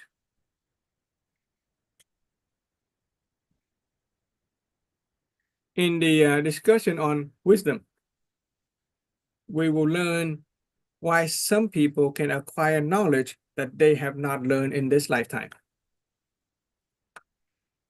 Look at Leonardo da Vinci. He seemed to have knowledge that is way surpassed his own personal capacity. Even scientists like Einstein and Tesla, Nikola Tesla, people who have access to wonderful knowledge and ideas that transcend humanity, and they seem to blow people's mind away. And so we consider the possibility that they have already cultivated those knowledge in past lifetime, and they simply unlocked it in this lifetime. Total causality includes our knowledge, affinity, and our fruit. That is why it explains why we encounter some people and we experience a positive or negative affinity with them even before we have a deepened relationship with them. This is why we carry a positive or negative charge with respect to other people. It is a discussion on vibrational energy frequency. Another way of looking at total causality is imagine a lake, got water. Every time we think, or every time we act, we toss a pebble into the lake. Right? As we toss a pebble into the lake spreads out in the form of a wave. Right? That wave of causality interact with other people. It will, if it interact with a person, it'll bounce back with the exact same vibrational energy frequency. In a lake with billions and billions of people, every act, every word that we say will spread out, bounce against different people, bounce in many different complicated ways, but eventually it will bounce back.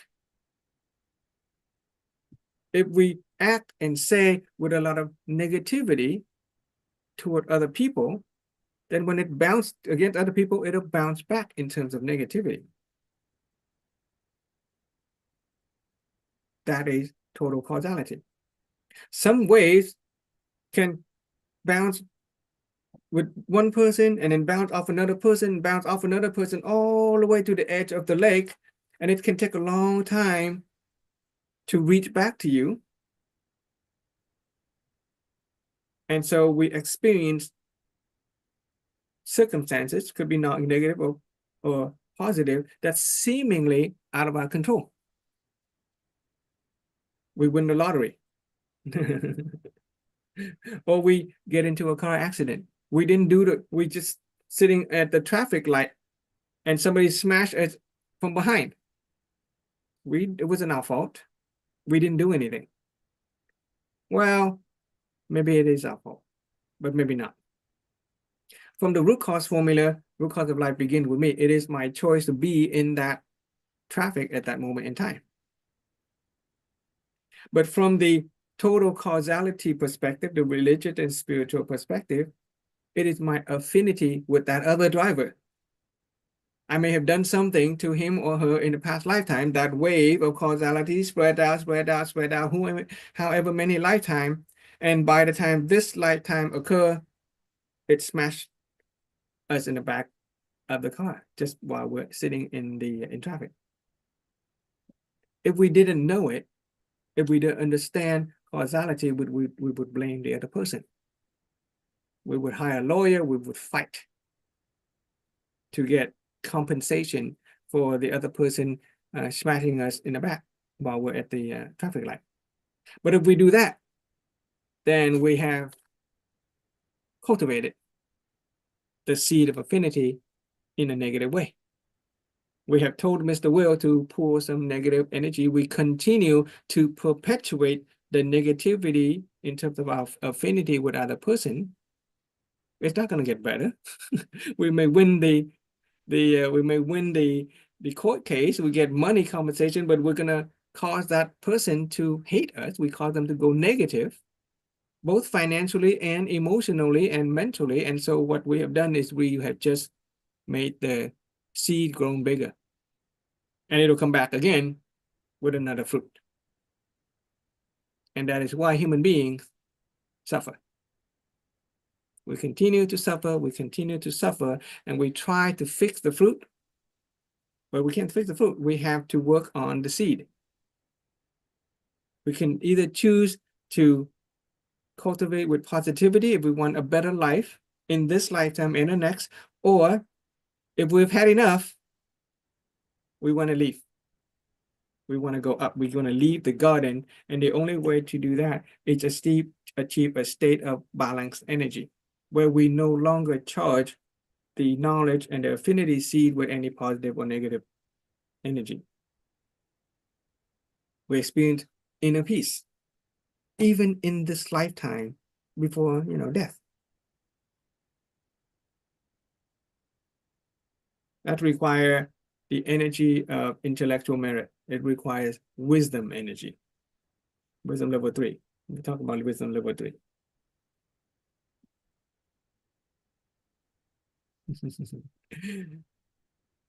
Question, impression before we go to lunch. A lot of questions, Frank. Yeah. But No questions. Go ahead. no question. No question?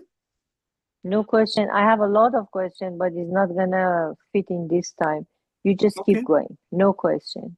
It's Okay. very interesting. Any impression at all? Impression is mean you're talking about a balance. You just Mm. say just leave it alone and go make it balance. You're positive and negative, which is I agree with you. Okay. We cannot do anything else. Great. Is there any other option do we have? Yeah. Good question. Yeah. Do we have any other option? If there's a better option, let me know. Are there Yeah. any, if there are better option to experience life of positivity, or Mhm. any better option of going up and being released from this purgatory or this life, let me know. Mhm. It seems that at this point, this is the best we have. Okay, and we'll work Yeah. with what Christianity and Buddhism give us. Those two choices are very similar. Okay, let's take a lunch. What?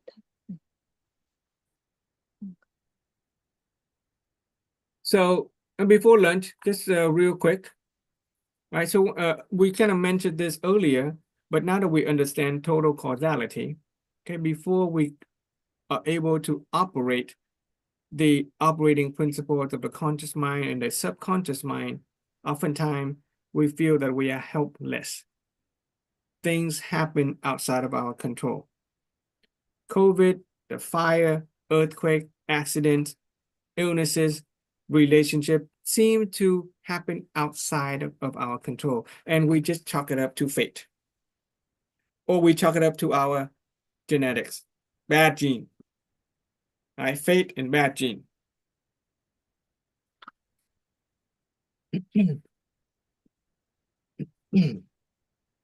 So before we understand, we had predetermined fate.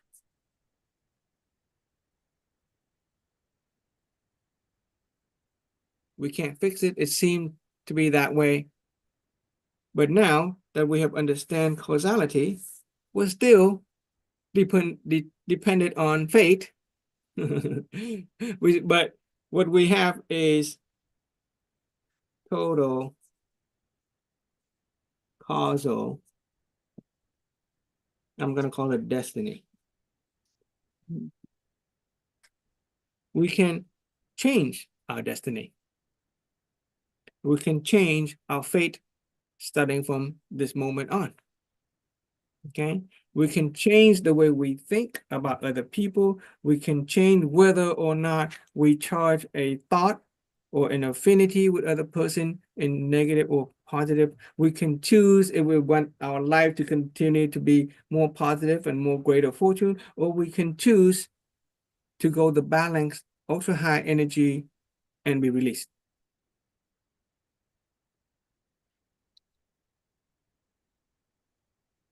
And forgot important before we take a break. Sorry.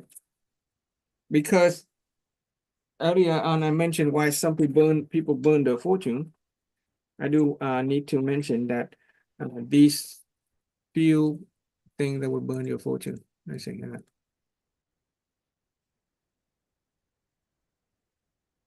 Okay. So a person will accumulate good fortune, right, over the lifetime, over many lifetimes, and that will result in positive or negative outcome in life. A fortune is like a mountain of money. Very simple to accumulate. All you got to do is perform good deed. You're going to deposit a good seed in your positive fortune account, and you're going to attract positivity. But good fortune is like mountain of paper money. It could also be burnt very simple with a single match.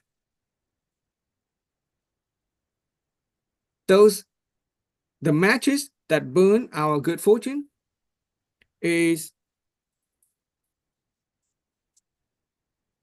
resentment,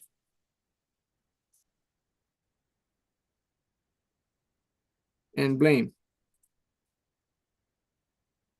A person could become very successful financially, famous, and all that stuff. But the moment they start to blame other people, the moment they start to resent other people, then somehow the fortune will go away very fast. Why do you see celebrity becoming famous, and then overnight they would say something that blame and they express their resentment, and instantly society would burn them back. They would lose all the fortune. Another match that would burn our good fortune is arrogance. Some people are born with a great ability to become very successful. They acquire money, they acquire fame, they acquire power. They rise to great height. But you also notice that the moment that they start becoming arrogant and conceited and egotistical, they will also burn that fortune. Other people will find a way to overthrow them, take away the money, take away the position or the status. Celebrity do that all the time. Politicians do that all the time. Another match that will burn your fortune is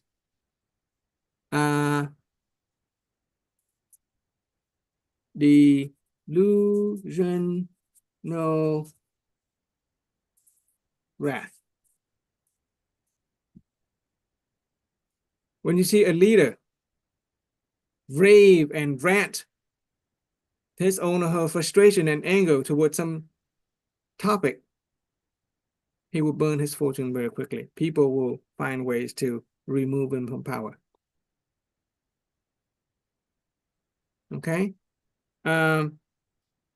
Adultery is a quick way to burn your fortune. Adultery is it's a cultural specific thing. Not, some culture allow a man to have multiple women. Some culture, like an American culture, Vietnamese culture, say you can only be monogamous, one man, one wife, one husband, one wife. Okay, so it is a cultural specific. But when you get caught in adultery, yeah, you tend to lose your fortune, right? People will blackmail a celebrity or a politician using adultery. They would lose the fortune in terms of fame and power. Another way to destroy your fortune is the abstinence. Abstinence.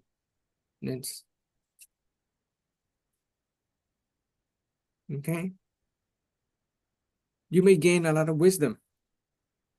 You may gain a lot of understanding. You get PhDs. You become Nobel Prize winner. But the moment you start to get attached to your own views and you don't open yourself for other people's views, then your wisdom gets covered up.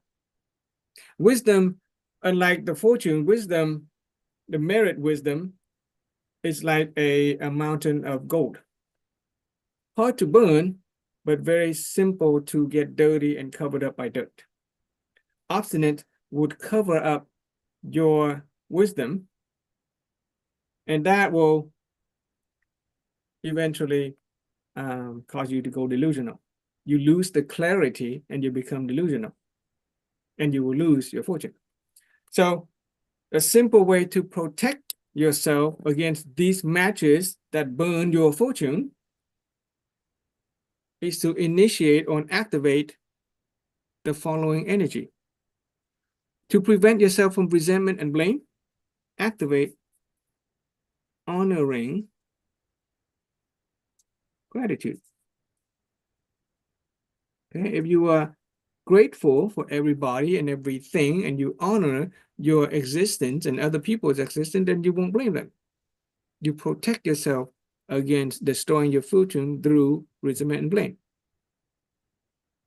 To protect yourself against arrogance, just initiate the character of humility or humbleness. Okay. Oh, yeah.